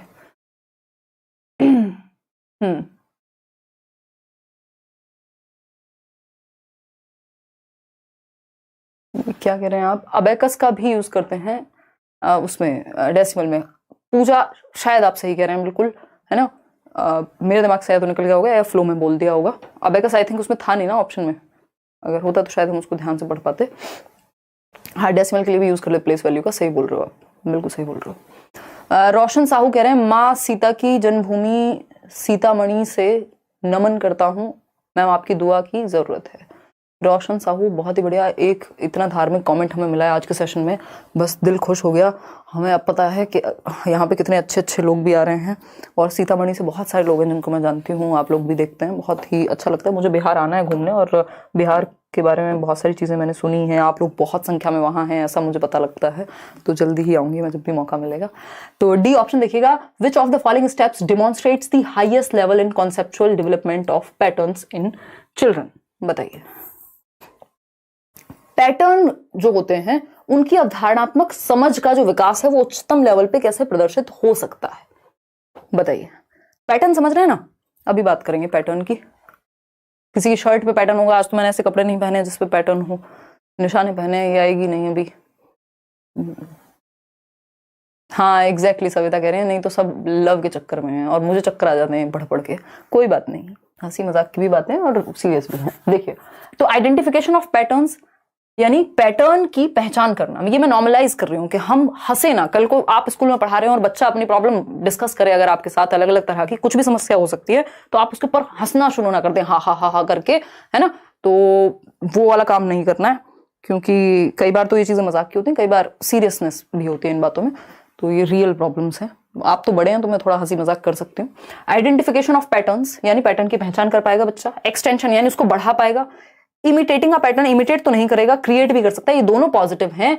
लेकिन बात यह है कि इन सबसे बेहतर है कि पहले तो वो आइडेंटिफाई ही कर पाए। प्राइमरी लेवल की बात हो रही है। विच of the following steps demonstrates the highest level in conceptual development of patterns in children, यानी आपको लग रहा है कि अवधारणात्मक समझ जो है बच्चे की वो हो गई है बेहतर। एक मिनट, हाईएस्ट लेवल भी कह रहा है वो, साथ में उच्चतम स्तर प्रदर्शित करता है। फिर से समझेंगे। डी ऑप्शन कह रहे हैं 63% लोग। चलिए देखो, पैटर्न क्या होते हैं। पैटर्न है आपके, मान लीजिए ये ट्रायंगल है, फिर एक स्क्वायर है, फिर एक ट्रायंगल है, फिर एक स्क्वायर आ गया, फिर ट्रायंगल आ गया। ठीक है, ये क्या एक पैटर्न चल रहा है कि ऐसे आप मान लीजिए, अगर मैं आपको यहाँ दिखा पाऊं स्टूडियो में, तो एकॉस्टिक फोमिंग भी लगी हुई है, लाओ दिखाओ। हाँ, तो ये हम घर से तो लाए थे कि इस पर पूजा करेंगे बैठ के, हुई नहीं कभी। तो ये क्या है, इस पे पैटर्न है एक, है ना। ये आप देख रहे हैं जैसे ये ब्लैक वाला पार्ट, तो आप देख रहे हैं यहाँ पे स्क्वायर शेप, फिर ब्लू व्हाइट और कोई कहेगा मुझे कलर ब्लाइंडनेस है, व्हाइट और ब्लैक है ना। तो ये व्हाइट और ब्लैक का पैटर्न बना हुआ है, स्क्वायर शेप बीच में बनी हुई है, पैटर्न है। अगर आप देख रहे हैं रिपीट हो रही है वो चीजें, तो पैटर्न का हाईएस्ट लेवल क्या होगा, मतलब विच of the following steps demonstrates the highest level in conceptual development of patterns in children, यानी निम्नलिखित में से कौन सा चरण बच्चों में प्रतिमान यानी पैटर्न के अवधारणात्मक विकास का उच्चतम स्तर है। यानी अब आपके अंदर जो कॉन्सेप्चुअल समझ है, डेवलपमेंट है पैटर्न को लेकर, वो हाईएस्ट लेवल पे है। तो हाईएस्ट का मतलब तो फिर क्रिएटिंग होगा। ब्लूम टेक्सोनॉमी पे चले जाइए। आइडेंटिफिकेशन तो आपका नॉलेज या एप्लीकेशन बेस्ड चीज हो जाएगी, कॉम्प्रिहेंशन बेस्ड चीज हो जाएगी। इमिटेट करना तो अपने आप में कोई हाईएस्ट लेवल हो ही नहीं सकता। एक्सटेंशन भी अच्छी बात है कि आप उस पैटर्न जो चला आ रहा है इसका विस्तारण कर पाए, लेकिन इससे भी बेहतर बात है कि आप एक पैटर्न खुद क्रिएट कर पाए, अपना एक डिजाइन क्रिएट कर पाए। तो नए पैटर्न का सृजन करना क्या हो गया, ये हाईएस्ट लेवल हो गया, क्रिएटिंग सिंथेसिस जिसको हम कह रहे हैं। ठीक है, तो D option is the last answer over here, last question over here, और डी करेक्ट ऑप्शन है। लाइक शेयर सब्सक्राइब अगर आपने ना किया हो, भूल गए हो तो बता दीजिएगा, मतलब कर दीजिएगा, बता के क्या ही करोगे। और हिंदी पेडागोजी, इंग्लिश पेडागोजी और सीडीपी, इन 3 सब्जेक्ट के नोट शेयर कर दिए गए हैं। एक बार टेलीग्राम चैनल चेक कर लीजिए। ईवीएस के परसों तक हो जाएंगे। मैं रात को बैठ के आज प्रूफ रीड करूंगी, फिर सुबह बैठूंगी, टाइपिस्ट जी को बुलाऊंगी, फिर उनको भेजूंगी, फिर वो भेजेंगे मुझे, फिर मैं उसमें से कमियां निकालूंगी। तो ये सब होगा कि परसों तक आपको हिंदी मीडियम वाले ईवीएस के नोट्स और इंग्लिश के भी मिल जाएंगे, और इसी तरह से 2-4 दिन में आपके मैथ्स के भी मिल जाएंगे। फिर हम मैराथन शुरू कर देंगे। ठीक है जी, सादर प्रणाम मैम। आज कृपया आप पोल वाली मैडम के दर्शन करा दीजिए, नम्र विनती है आपसे। रिजवाना कह रही हैं आ जाइए। पोल वाली मैडम आज मेकअप करके नहीं आई हैं, तो आप पहचान नहीं पाएंगे इनको। चलिए खैर, ये सब चलता रहेगा। 1 मिनट रुको। और आउट ऑफ 30 कितने ठीक हुए वो बता दीजिए। हंसी मजाक से हटके जो कॉन्सेप्ट्स हैं, ये मैं पीडीएफ शेयर कर दूंगी आपके आंसर्स के साथ, तो इनको समझिएगा चीजों को। थोड़ा 10 मिनट एक्स्ट्रा लग जाए, जब क्लास मुश्किल होती है, मुझे लगता है टॉपिक मुश्किल है, तो थोड़ा हंसी मजाक हम बढ़ा देते हैं ताकि साथ साथ चीजें समझ में आ जाए। क्या दिखा रही हो आज का question? Problem solving abilities can be facilitated bye encouraging use of analogies, generating fear among, focusing a drill, encourage fixed process of solving। ये ऑप्शन है, सिंपल आंसर है अन्य इसमें, कि प्रॉब्लम सॉल्विंग एबिलिटीज को आप फैसिलिटेट कर सकते हो एनकरेज करके। एनालॉजीज होती हैं समान चीजें जो हैं, उस तरह के उदाहरण देना, ताकि आपको समझ में आ जाए कि समस्या को कैसे सॉल्व करना है, क्योंकि आप इस तरह की और चीजें भी देख चुके हो पास्ट में। या एग्जांपल्स आपको इस तरह के और भी दिए गए हैं, समान जिसको कहते हैं। एनालॉजी का मतलब ये होता है, अगेन मैं बार बार सेम एग्जांपल लेती हूँ, हमारी आंखें कैसे हैं, कैमरा की तरह है, तो ये एनालॉजी दी है मैंने आपको। ठीक है जी, चलिए आज के लिए इतना ही रखेंगे। Thank you so much. Anshul कह रहे हैं कि पोल वाली दीदी जिंदा हो आप। पोल वाली दीदी तो जगत दीदी हो गई हैं। चलिए ठीक है, बहुत ही खुशी की बात है, बहुत ही अच्छा लगता है आप इतना प्यार देते हैं, चाहे शौर्य हो, निशा हो, रिस्पेक्ट देते हैं। और हमारे तो क्या ही है, हम लोग तो खुश हैं ही, है ना। आपके तो प्यार में, हमारे तो मजाक में भी रिस्पेक्ट ही है। चलिए टेक केयर, बाय बाय। कल मिलेंगे। और कल कौन सा सब्जेक्ट करेंगे बताओ? ईवीएस करेंगे कल। ठीक है, चलो बाय।